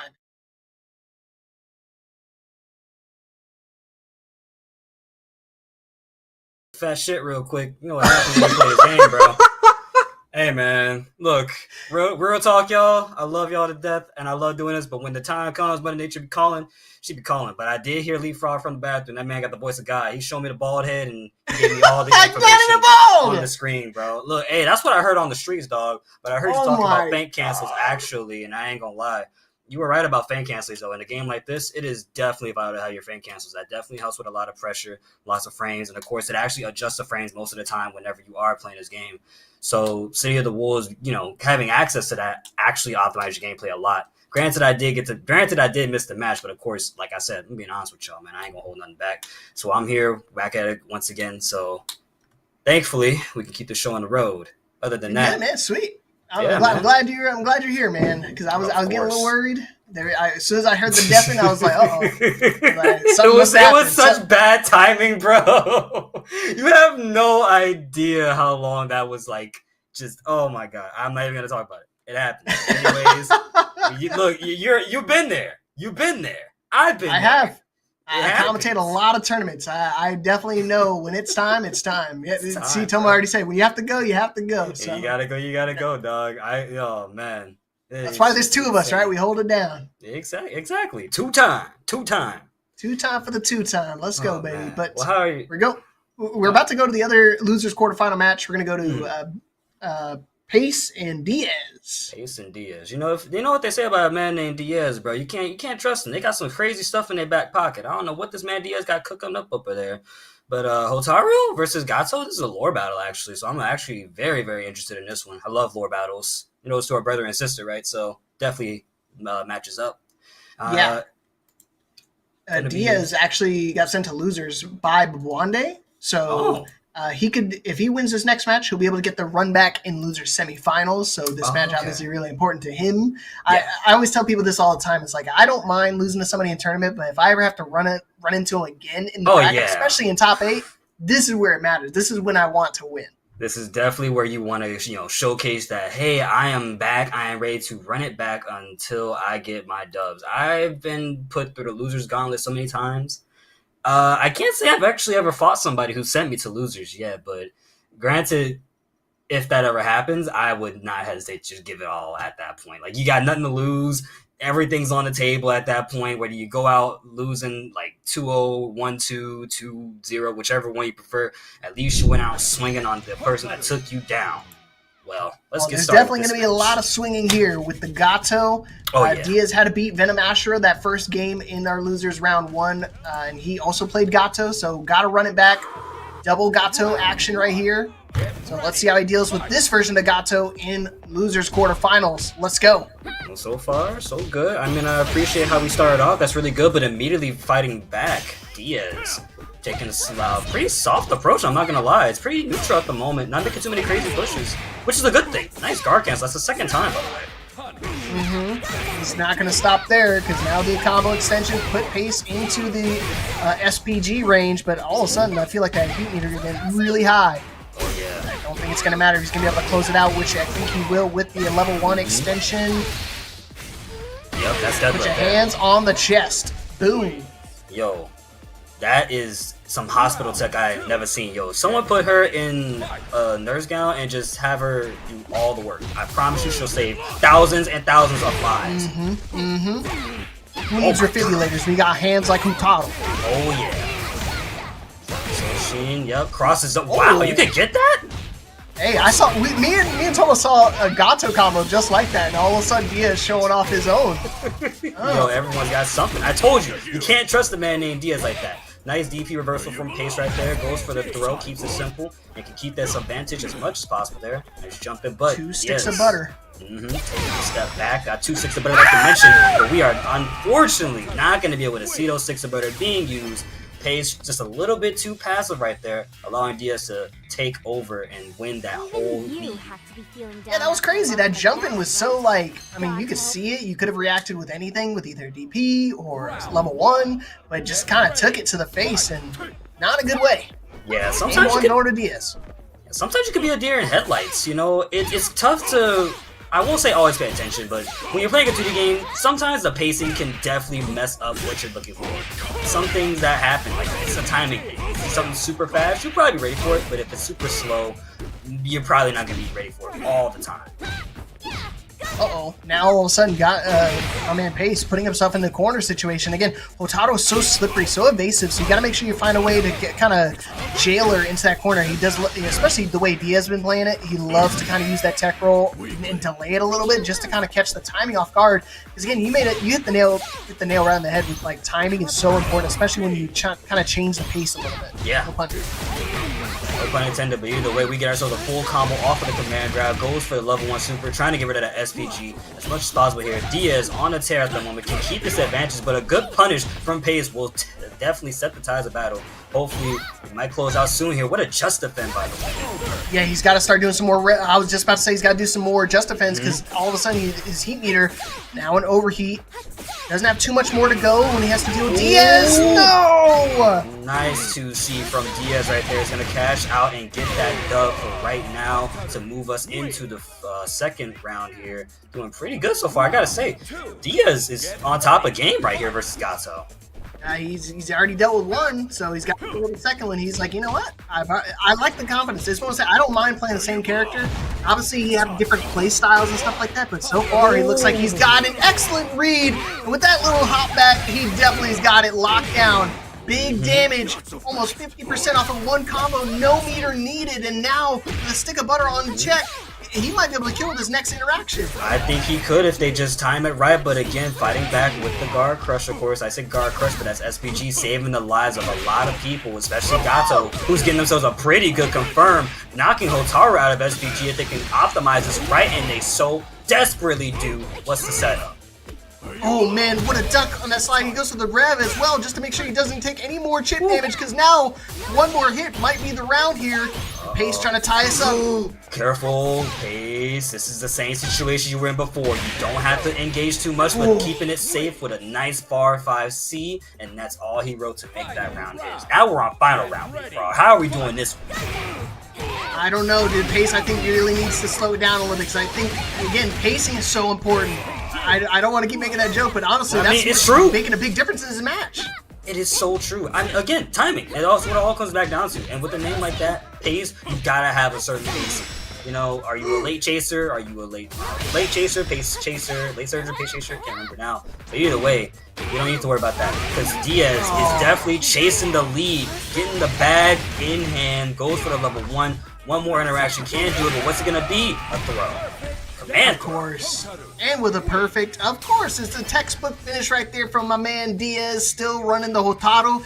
and he will get the revenge match potentially with Bobwande. Wants to get another win, try to bring it back, and like I said, moving on to loser semifinals, that's where it matters most. And you know, you're right about that. I also want to point out that Diaz presented the option of command grab a lot of times. I will say that definitely can trick up anybody who's not prepared for a character, especially someone as mobile as Hotaru.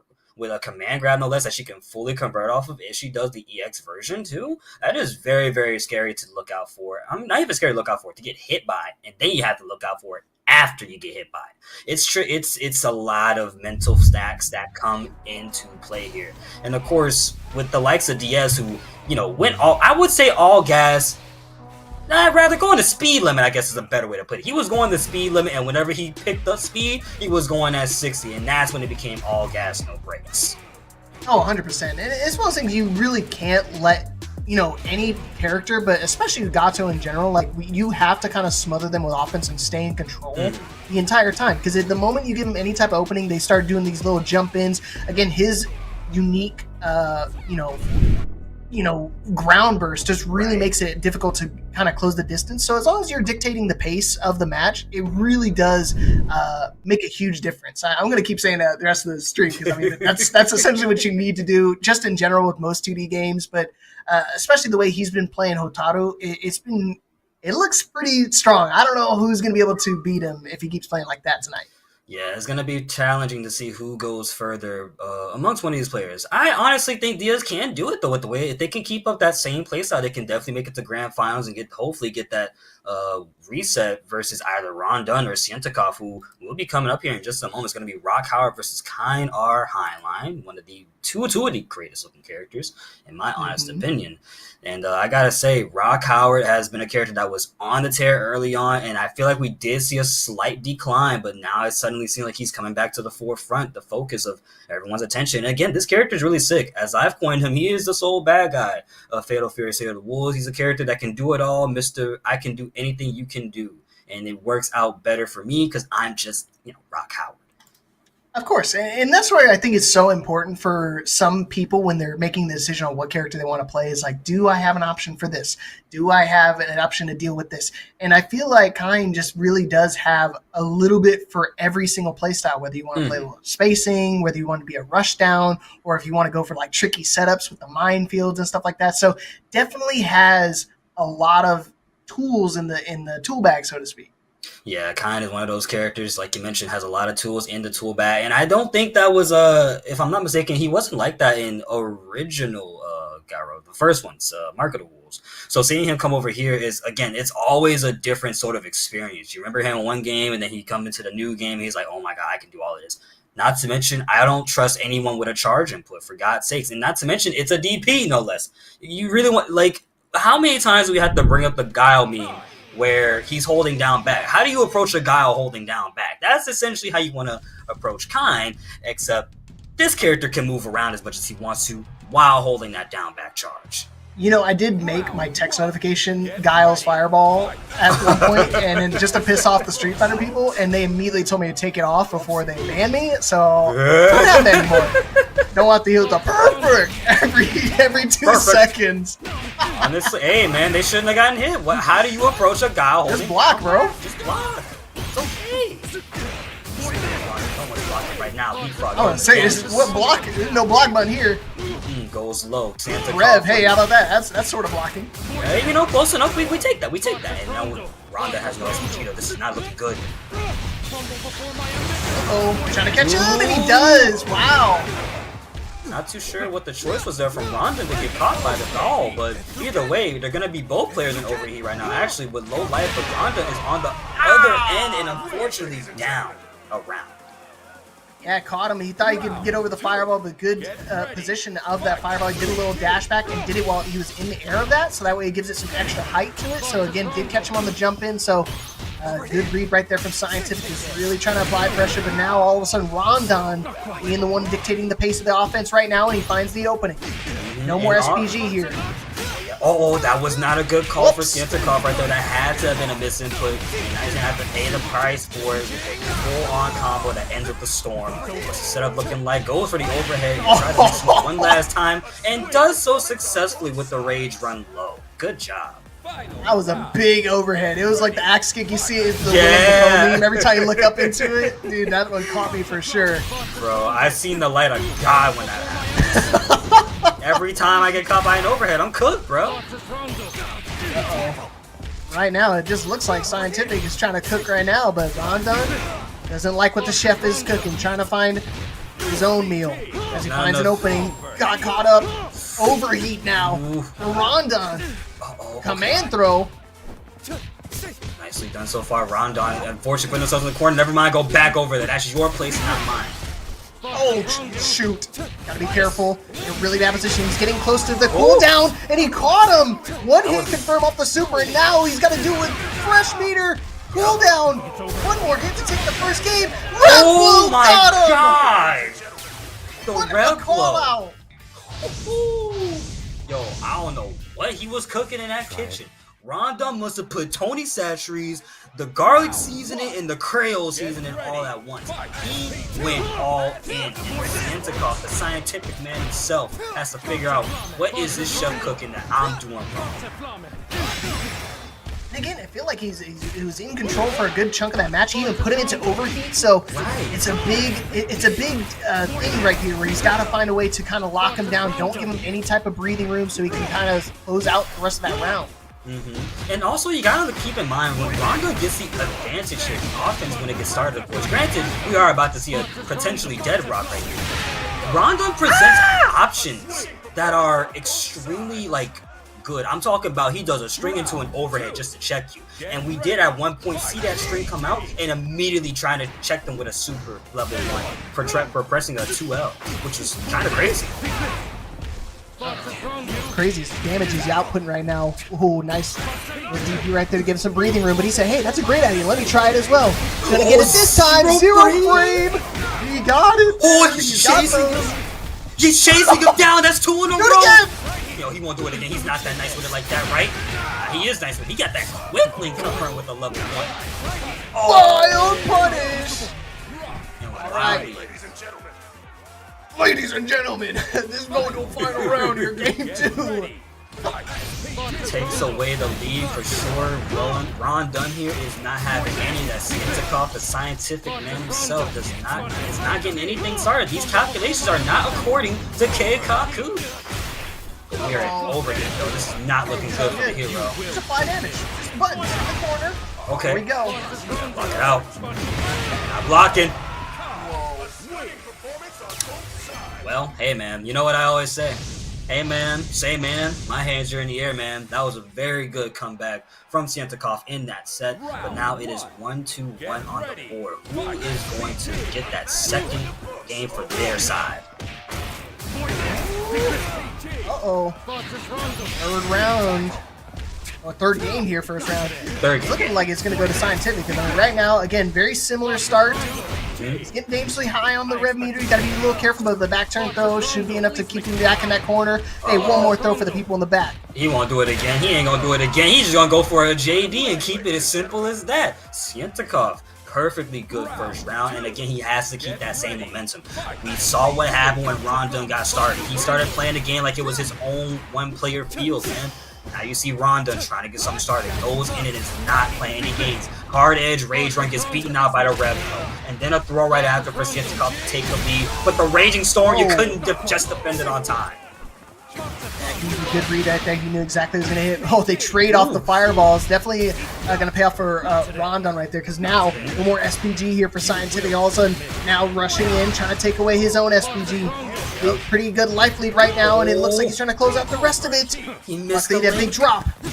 Man, JB able to fight back right now. Rock chasing my man's down. He said this is for Terry. Full link confirmed. We are in the corner. My man's overheating. He's got a whole lot to spend. But Kyan, our highline, says otherwise. And that is 2 games up for Mr. Scientific over Rondon. So close, but I mean, it's one of those things. He was in burnout, so he knew he couldn't get that JD off in time, couldn't do any type of rev situation, especially in the air. You know, Rock's one of those unique characters. You always have to worry about him, even in the air with those revs, but in an overheat, you don't have to worry about that. Nope. And some characters, I feel like they can fight better in overheat, but again, this is not Street Fighter 6 as always, where they let by the way. Nice to see on the jump in. That was a pretty risky thing to do for Rondon, but we do have SPG to work with, so let's see if they can use that to get out, but unfortunately the counter hit is there, and we're not seeing no signs of hope for the Howard man.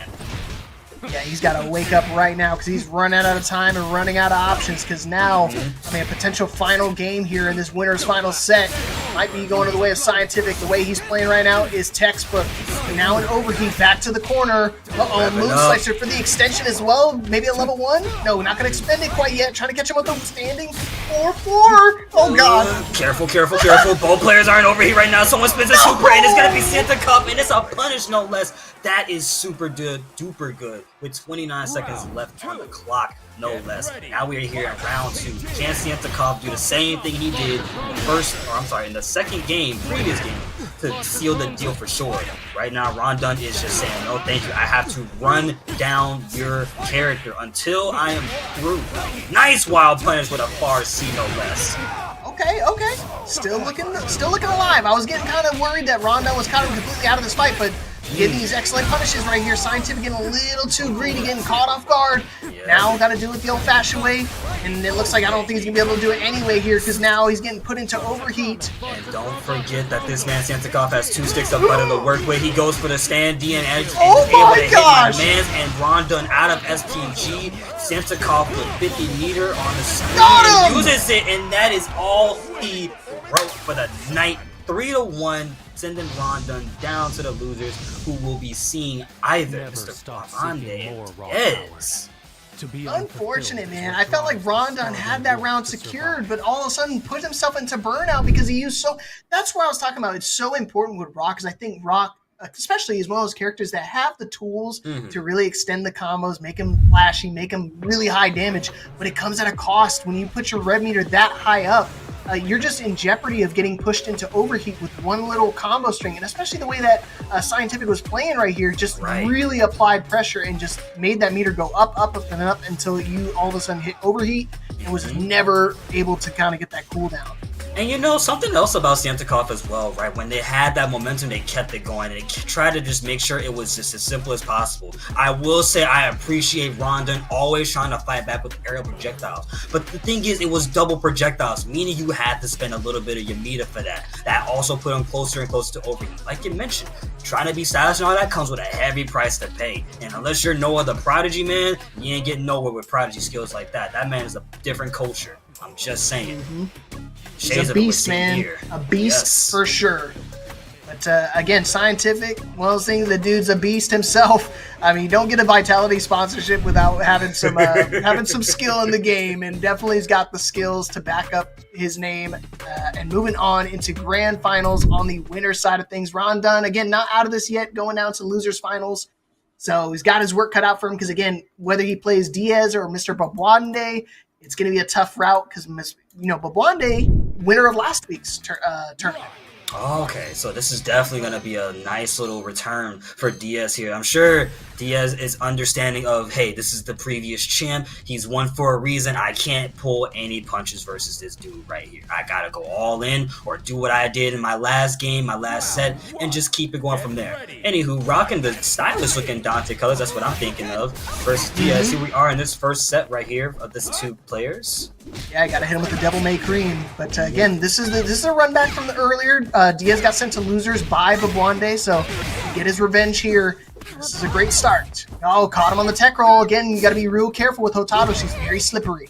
And they're hard to keep it with the quick light punches and kicks as well, because doesn't want to let Hotaru get started. However, you just got wall bounce, my friend. That is not Tekken 7 like, and she has a bar and meter to spin. You know she's going to use it right then and there. Now, what is the final hit that seals the deal? A throw. No hit needed. Dude, every single time I feel like Diaz has been loving using throws to close out rounds, because every time you're expecting, you're just like thinking, okay, is it going to be high, is it going to be low, is it going to be mid, is it going to be overhead? Nope, it's a throw, and by the time you don't even have time to react to it, get that throw break. Again, Diaz trying to start off hot, but all of a sudden Babwande needing one control here. As quickly as SPG was in, it is out. Yep, and that's the problem putting your SPG at point like that as well, right? The moment you get caught, you can lose it, and Diaz is blowing my man's up because Rock has no way to get out aside from a DP, and that's not a risk you want to take all the time. Another throw from Diaz, however, getting closer and closer to the end of their life bars, and then a quick like confirm. Diaz is going to make that first game theirs in the loser's semifinal. And honestly, that's what he used towards the end of the last game too. Where he kind of just ran in, low light confirm just to close out the set. He's picking up where he left off. Again, the momentum is crazy coming from loser side because if you can kind of get a couple wins under your belt, you feel confident going into these next few matches. And now one more win here will book his ticket into losers finals. And now this is a great start. Big combo drop, unfortunately, but still looking like he's in a great position. I appreciate that, but Wande is trying to use that rev beater now, but here's the thing, brother, man. You're sitting there at 61 rev up, he meter right there, while Diaz is lowering theirs more and more, but now we're evening up the odds. Oh, no longer, though. I'm sorry, B-Frog. You got a little too greedy. He got too greedy, and he's going to have to pay the price for it once again with one more hit to seal the deal, but never mind, a quick DP. And then another DP. And another one, DJ Khaled out here, but just like that, Diaz on set point. Bro, we are in the Southtown Zoo. If we didn't get kind of gorilla-like out here, I don't think we're really playing the game. No neck, all hands, baby, I'm telling you. Oh, God, this is necking right now. Give me some of that. Exactly, bro. Nice. Another red blow trying to keep that advantage and that life lead as much as possible. Good 5C and just goes for the reset hit to get the throw. Nicely done from Wande themselves, but Diaz gonna have to eat the life gone away out of the door, and that, hey, that's Wande's round. Hold up, Kuma. You said I'm still playing here. I'm still alive. The game's not over yet. I thought it was over for sure after those dominant 2 rounds, but look at that. Wande waking up. He said, I'm playing rock. Dude, you gotta keep up. He got a pretty good confirm off of just double projectile from the air, and that wasn't even a lot of damage. Look at where the lead where we're at off of that alone. This could be a perfect, but I might have spoken too damn soon unless this one hit can do it. Yo! It wasn't. GG no re, man.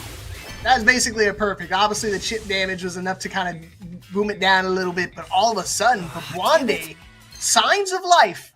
Final game situation here in loser semifinals.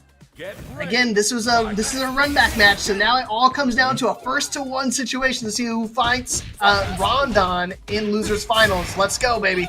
Yep, this is going to be a challenging one to say the least. There's another red blow from Wande right now, and then another one immediately, just to see if Diaz was going to bite for it. And, when you fish, you got to make sure you land it. But Wande is trying to get them conditioned enough to see it all the time. So the moment that they don't do it, it works in their favor. However, Diaz fights back and only get caught by it again. But now we're in overheat. That's not looking too good. I've never seen somebody get into overheat on purpose like that. But again, Wande has such a big life lead. And again, you can kind of play it slower a little bit, and you see him definitely doing that with the spacing, double Rapukin just to kind of keep himself out of harm's reach. Oh no, mistimed the landing, and now Diaz in a great spot to bring the life deficit back. Yep, and it's now looking kind of even right now. See, you know what? Shades of no other prodigy right there, burning out real quick. Not to say that that's a bad thing. It is indeed a strategy, but that guard's about to get broken, get blocked anymore. They just stepped off. Yo, she just walked back and watched that happen. Like, her head was down, and she said, I'm sorry. I'm sorry. I think you have to die now. Unfortunate. Now, again, set point for Diaz, but Wande still alive. And again, a great start. I want to see a final round. 0 frame. Unreal. That is, yeah, when you get a 0 frame, you're never ready for it sometimes. So the moment you do it, you just gotta be like super happy with yourself. Oh, yeah, you're geeking out. Yeah. Oh, he's confirming off the combo. I think he's definitely going to spend the meter. Yeah, you got to spend it just to make sure you strip away any opportunity for SPG right now for Diaz, because now it's a one-guess situation. Now back to the corner. Really bad spot. Counter it off the stands. One more mix. One more mix to do it. He jumped the slicer. Yo, second hit. My man was looking like LeBron right now with the way he shot that 3 up there, man. Good job to Wande for making that round theirs. And then gets another confirmed, just like the first round earlier in this set. Man, oh my gosh! Turn up the heat. Final round here. You asked for it. I want the run back, baby. Give it to him. Diaz, excellent. Level 1 as well. Pretty good life lead right now, about 10% lead. Throws again. Catch him off guard. Hands on the chest. Put the pause on. Oh, not again. I was talking about the command grab with pace, and Diaz is once again representing that is an option with this character. I'm telling you, man, you give a mobile character a command grab, they're going to act a goddamn fool. And I understand that she was trying to be considerate, but hey, you can't go easy on this character, dog. Just can't. Diaz, able to seal the deal twice in a row with the same way he defeated Pace. And now they're going to be fighting Ronda. Great stuff, great stuff. And again, I know Babuande obviously disappointed, wanted the 2 consecutive week wins, but still excellent performance tonight out at 4th place. Diaz moving on to the losers finals.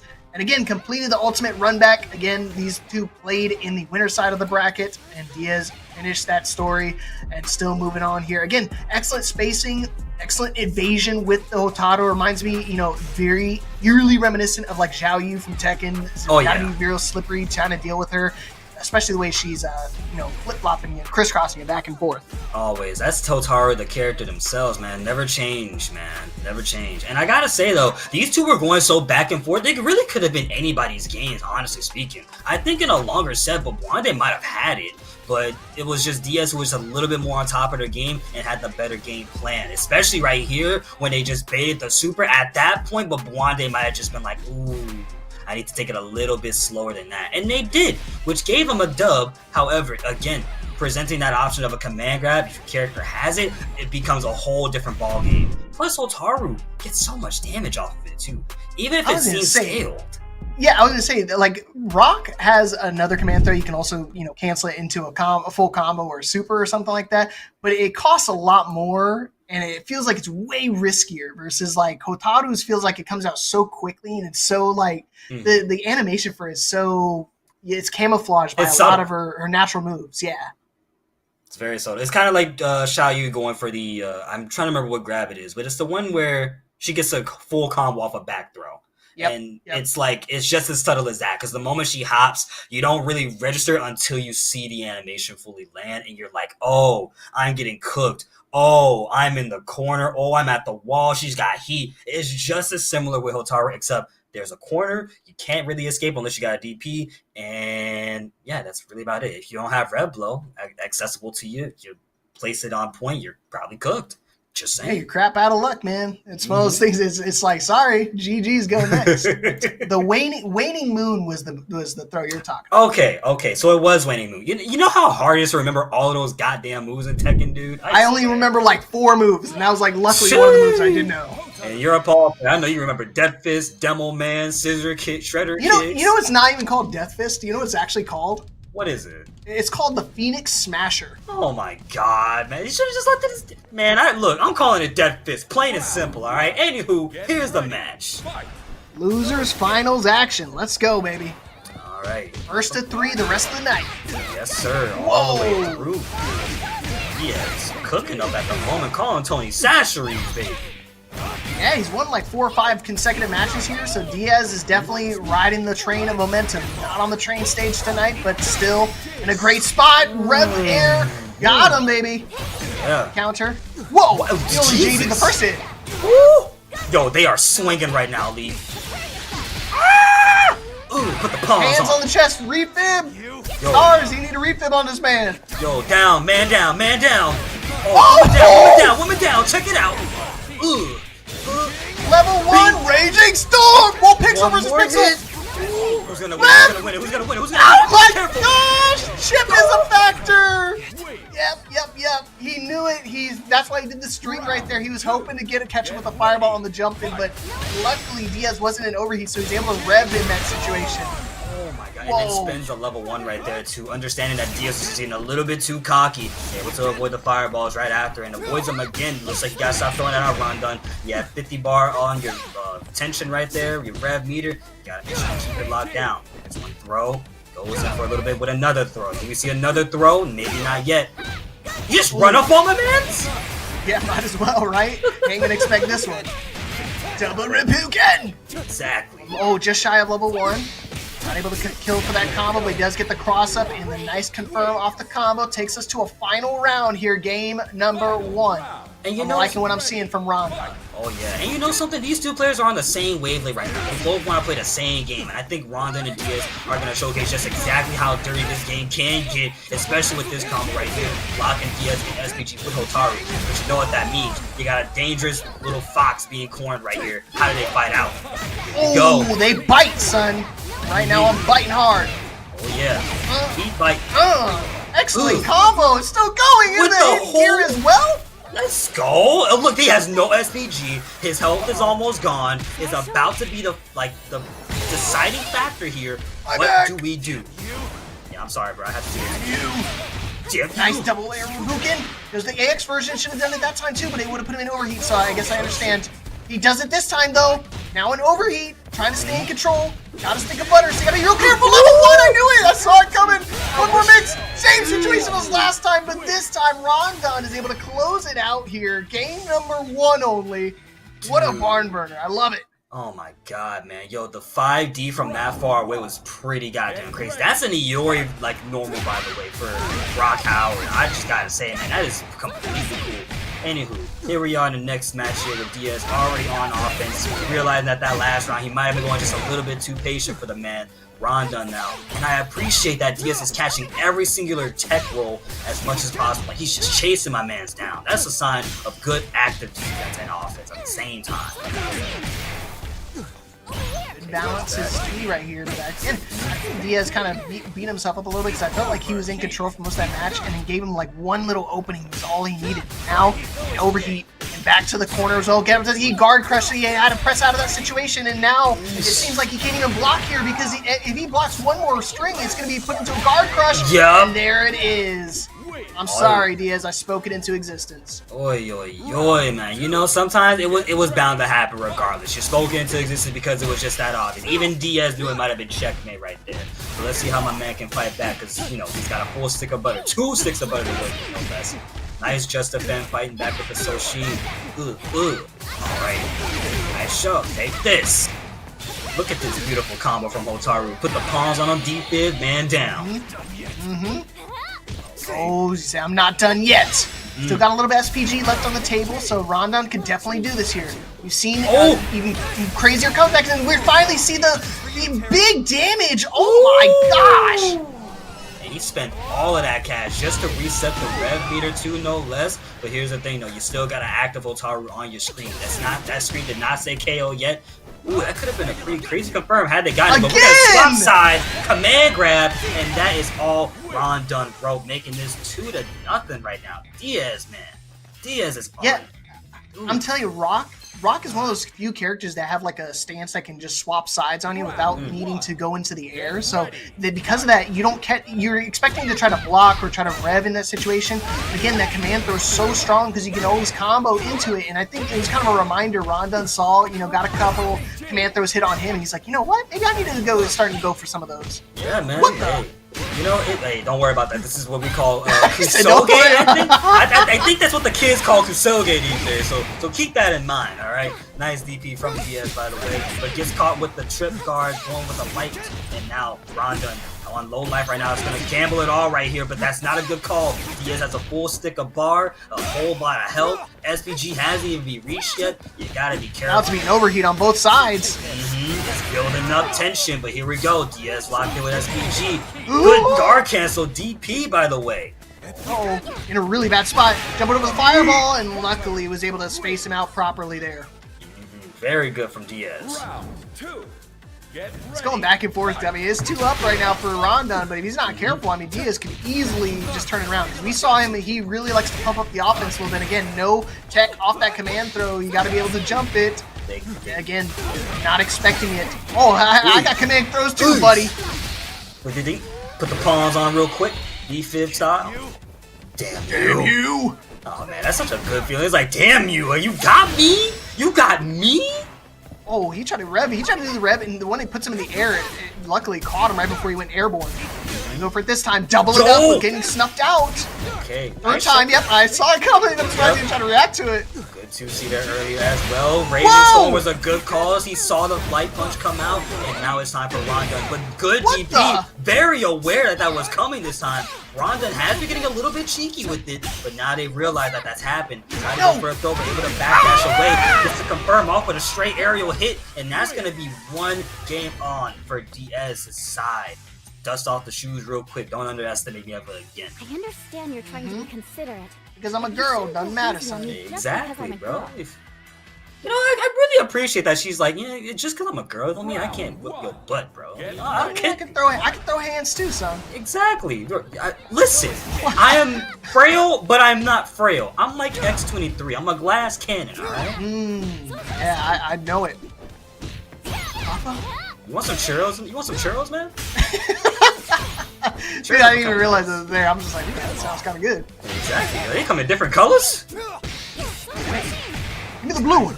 Yo, give me the green. Give me the green. Give me the green. Red one. Oh shoot. I done powered up a little bit off of that one. And speaking of powering up, it is Diaz who's got the upper hand, locking out Rondon from SPG usage. But Rondon is getting some started here. We are in overheat, though. Yeah, he's in a really bad spot right now. I think he's just gonna go for the strings, just a guard crush right there. Super smart decision maker right there. And I warned you, Rondon, you give Diaz an inch and he's gonna take a mile, because all of a sudden one more round and we're going to a final game here in losers finals. Oh man, Rondon going for the reset command grab. Yes sir, he got him indeed, and just spends the cash. Wants to close out as quickly as possible. That is an aggressive player right there. You want to be careful about these types. And I'm telling you, they ain't nothing fun to play with. No! And just a tad bit too aggressive right there. Just thought he was going to catch a running right there and did not bite the lure. Again, it's all about patience when you're going fishing, and right now the fish is biting back. It's got some nasty teeth. This is a piranha in the waters right now. It is now 2-2 in just a matter of seconds. Diaz giving him no chance to breathe at all. I understand you're trying to be considerate. All right, now a final game situation here. Rondon against Diaz. Running it back. They do not want to play any silly games. Just rematch after rematch here. A final game, losers finals match. I don't know who's going to go to right now, because Rondon was up 2-0. Diaz trying to complete the reverse sweep with one more game. And you know, it might be the fact that Rondon's just getting a little bit too cheeky with some of the things they've been doing. The same techniques, so it's just going for the rage run side switch command throw, which again, DP has been beating up that action. And speaking of DP, his health is getting beaten down. Black and blue, Hotaru on a tear. Let's go, bro. Hands on you. Sir. Not giving you any chance to breathe. Command throw again, and just like that, not enough to kill, but one more mix. One more mix now. I fight back. Never mind. Oh yeah. Here we go. Set point for Diaz to complete the reverse sweep. Can he do it? If you guys want Rondon to win, you gotta give him some energy right now, because he is out of time. It looks like he's gonna have to be out of SPG with another big combo like this one. Oh man, yo, we are in this corner locked down with Rondon once again losing some health off of their chips, man. It's gonna take a miracle to come back from this one. Let's see how they can handle it. Reflector was blocked, but now it is Rondon's time to shine. We'll go revving up though, and now we're gonna reset it. Good call. I was gonna say, I think you just spend it all right there, because I mean, as well as he needs to win this round regardless, with or without the meter. So, because again, if he wins that round, he has a potential of earning it all back.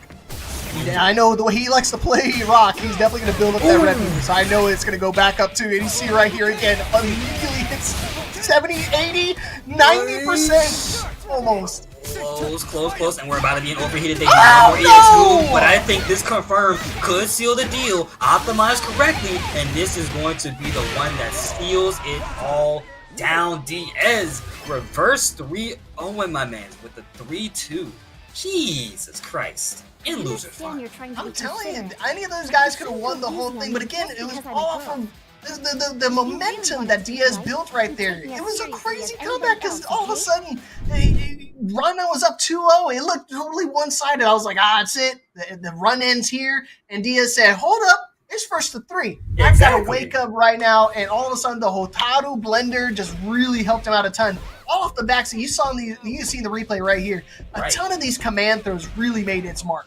And I think the amount of command throws that we saw here were definitely, most of them were coming out of Hotaru at a certain point, right? Again, Hotaru is one of those characters that can get so much mileage off of her command throw, because once you're in the corner, it becomes a whole different ball game. Like, Rock gets his command throw, and of course he wall bounces you, but again, you're more kept in that mid-screen territory, whereas Hotaru can keep the corner, keep the meter, keep the advantage, and again, keep that mental stack of her being in front of you at all times. She's a character whose range, granted, is a little stubby. Well, when she's up close, it's a menace to all society. It's a nightmare on the Section 8 streets, man. Tell me. And it's one of those things too. Like, you don't have to make that much of a commitment, because you see with Rock and the way that Rondon had to spend his meter, he had 0% up to 83% immediately after one single command throw to get like a max damage combo. But you know, look on the other side for Hotaru, maybe only needs to spend 20, maybe upwards of 30% just to get a little bit of extra damage. Not so costly and not so risky either. Yep, and meter management in 2D games is like super duper important. I feel like when you run out through that meter, suddenly you're starting to think to yourself, damn, what do I do now? Damn, what can I do here?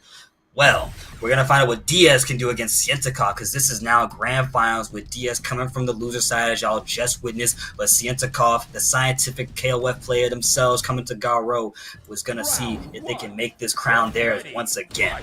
And I don't know, is scientific, did he qualify for SWC? I am actually not too sure, but I'm pretty sure my friend is in chat after this match. They can definitely give us the rundown of what's going on with them.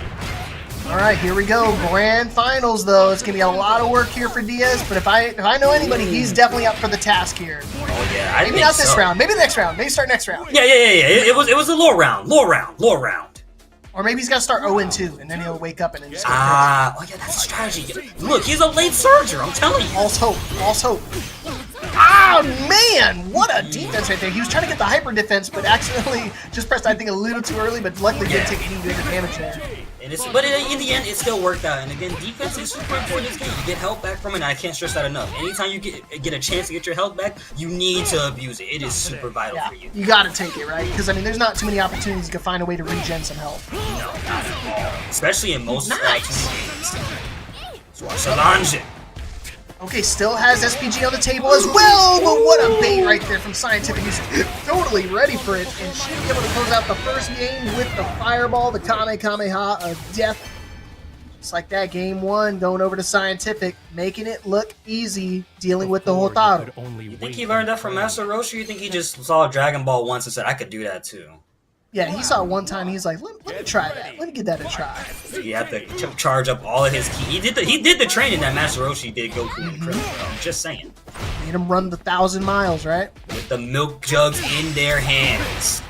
Ooh, red blow for the punish. And again, another JD guard cancel. Oh, I can do it too. Yeah, I'll show you Unreal.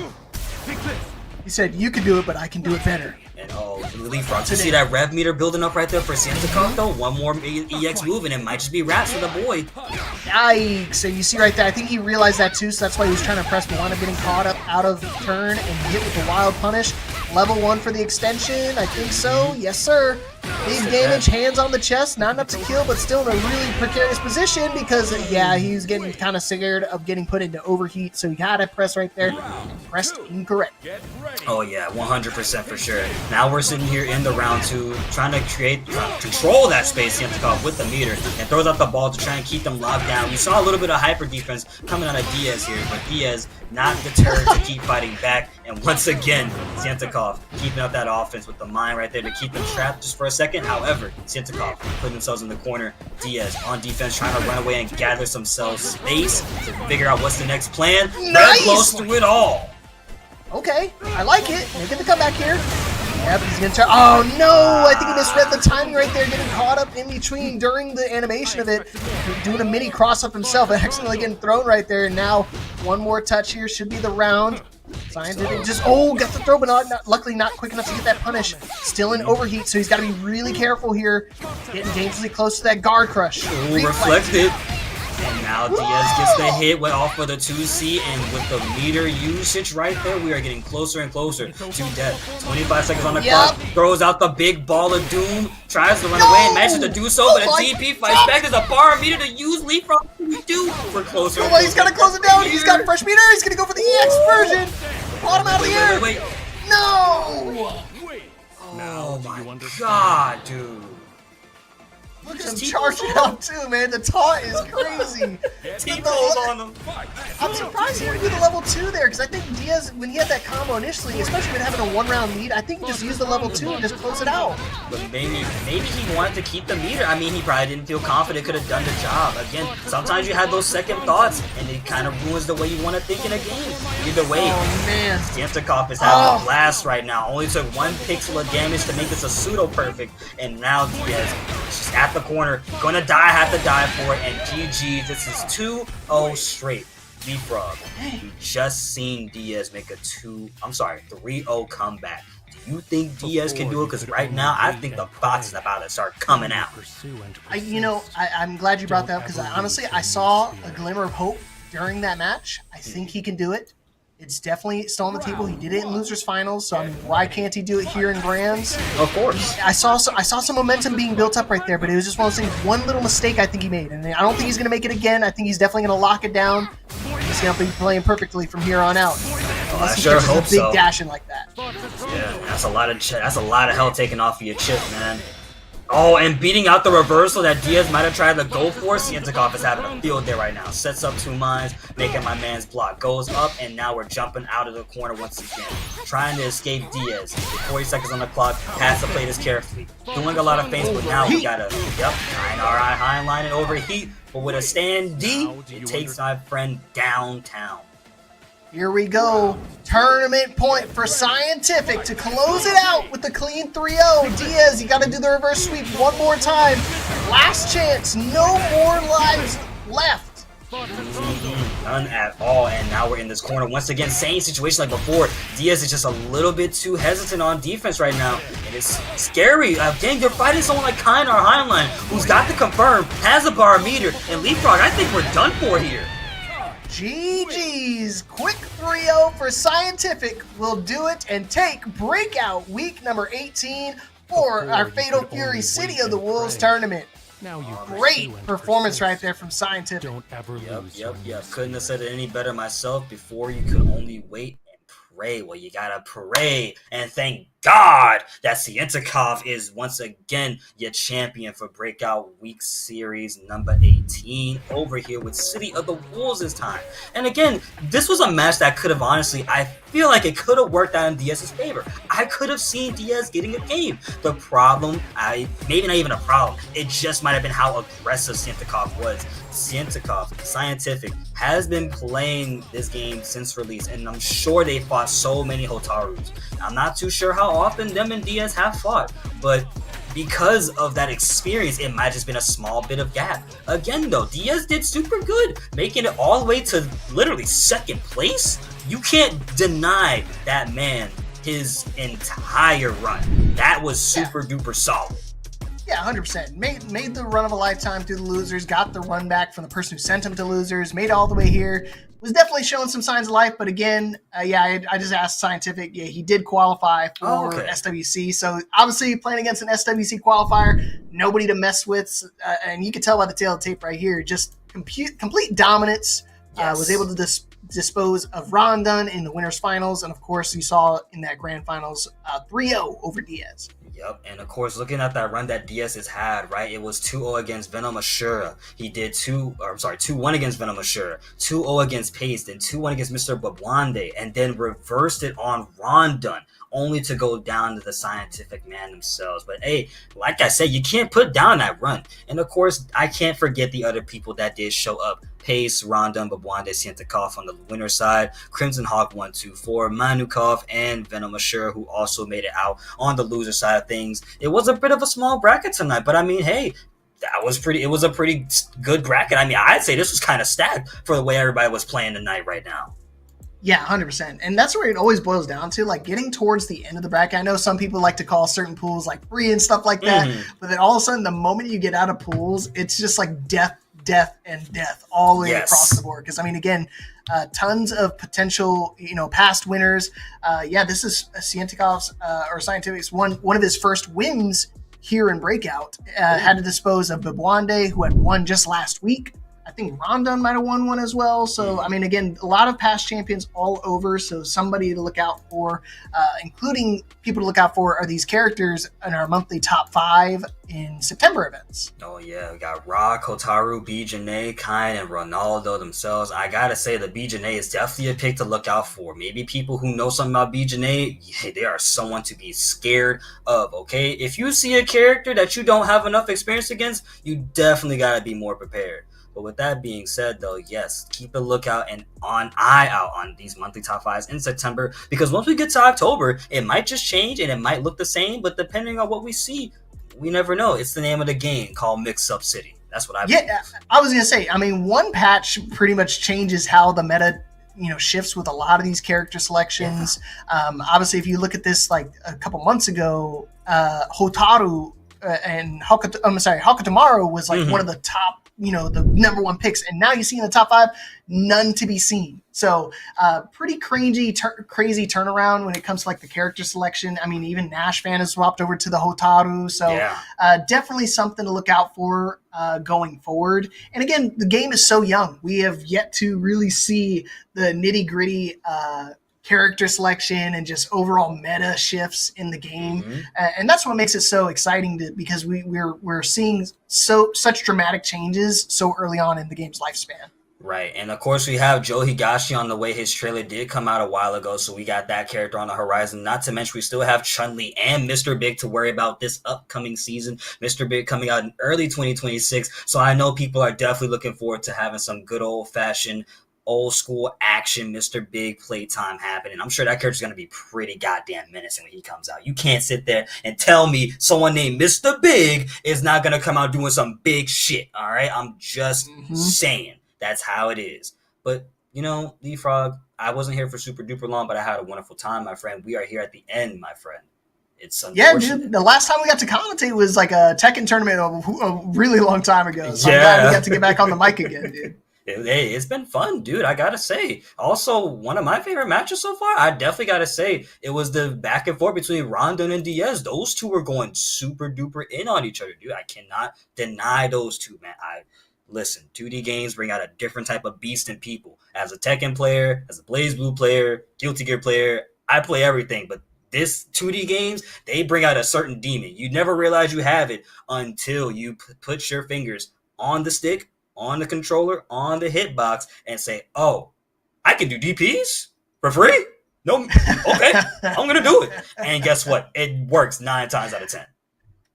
That's what makes the game so exciting, and there's still so much more to go. We got the SWC coming up. We got DreamHack Atlanta. There's tons of big tournaments coming up. Of course, we have our weekly series, so don't forget to be back here same time as this week and next week and before 8 p.m. Mondays, Fatal Fury. We got Tuesdays, I think is 2XKO, right? Yeah, I don't know pretty sure Tuesdays. I mean, I think Tuesdays. Yes. Tuesdays, 2XKO, and then, of course, Wednesday, you'll see me again. I'll be doing the top 8 for Tekken.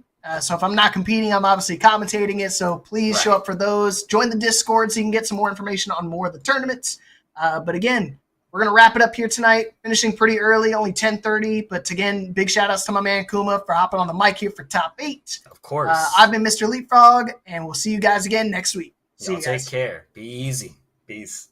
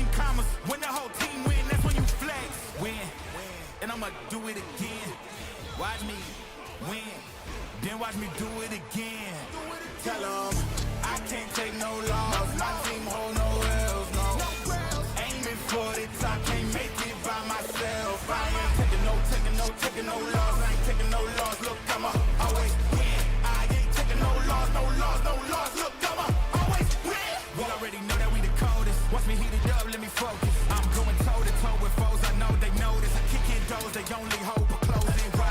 Cause they know I go again and go again. And when they in a drought, I'm the one that can make it flow again. Talk to me nice, my team they ready to go again. Running into us, we'll gladly send you home again. Yo, we don't talk, better know the grind, gon' match my walk.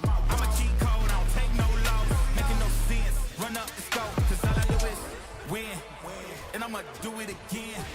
Watch me win, then watch me do it again. Tell 'em I can't take no loss. My team hold no L's, no. Aiming for the top, can't make it by myself. I ain't taking no loss. I ain't taking no loss. Look, I'ma always win. I ain't taking no loss. Look, I'ma always win. I'm winning again and again and again, and it's all on repeat. I'ma just sit at the top 'cause I'm running it, dog. On me, I don't know defeat. Had to get back on the phone. I told them don't play with my name 'cause I know that it brings. They want my spot at the top with the crown and they ask who's the rocket. I tell them it's me.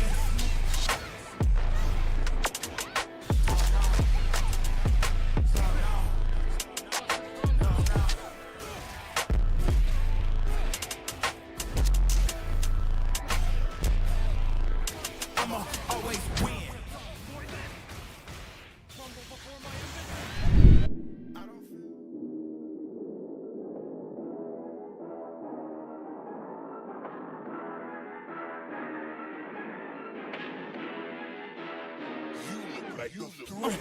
Danny still not able to close it out. My God.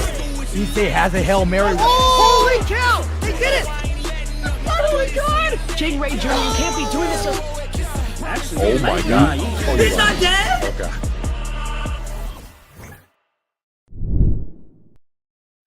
I don't feel right unless the odds against me. Back against the wall of my strength. Yeah. I can't let it break. Everything I've been through, it made me better. Ooh, I love the hate, it just made me better. Been through everything, it just made me better. I can't waste the pain, it just made me better. Working every day, it just made me better. 1, 2, check, a 1, 2, I'm going in, is that an L? W is still a win. Got it off the muscle, all I know is hustle. All I know is making something out of nothing. What you think this is? I had to hop in the kitchen, I'm really on fire, you know ignite it, yeah. I know some people don't like it, I'm moving with flavor, they probably a bite it, yeah. Trendsetter, being better, I can't take the credit, yeah, wait. Yeah, been on fire, boy, that's flambe. Only time you see my head down is when I'm praying. When my back is turned, the only time they wanna see it. Water on me, floor is cold as ice, I'm finna trade, yeah. And serve it to the people, they need help, it's no delay, yeah. The odds against me, back against the wall, my strength, yeah. I can't let it break. Everything I've been through, it made me better. Ooh, I love the hate, it just made me better. Been through everything, it just made me better. I can't waste the pain, it just made me better. Working every day, it just made me better.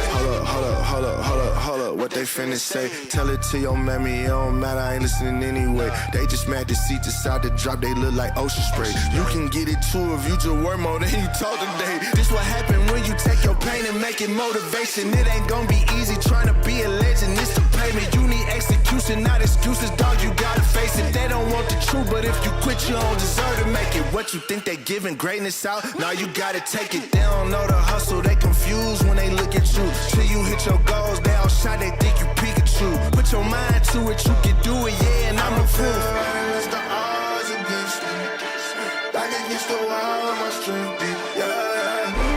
I can't let it break. Everything I've been through, it made me better. Ooh, I love the hate, it just made me better.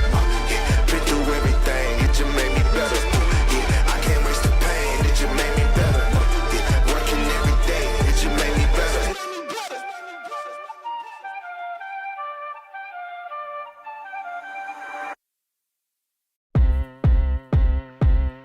I got the time today. I'm looking for all of the fades, want all of the smoke. All of my goals inside of the scope. I'm taking it healed and coming for more. Woke up, didn't even stretch. I'm placing my bets on myself. I be doing the most. Why you always talk like you wanted to go? I ain't gotta speak cause I already know. This ain't been new to me, a news to me. I came out the womb unique. Shine bright like jewelry. Of course, you don't wanna fool with me. I got views to see and gifts to use. I got everything to gain and none to lose, and he can prove. I took his burden and yoke. It's like moose when I hit the moves. You can't tell me anything.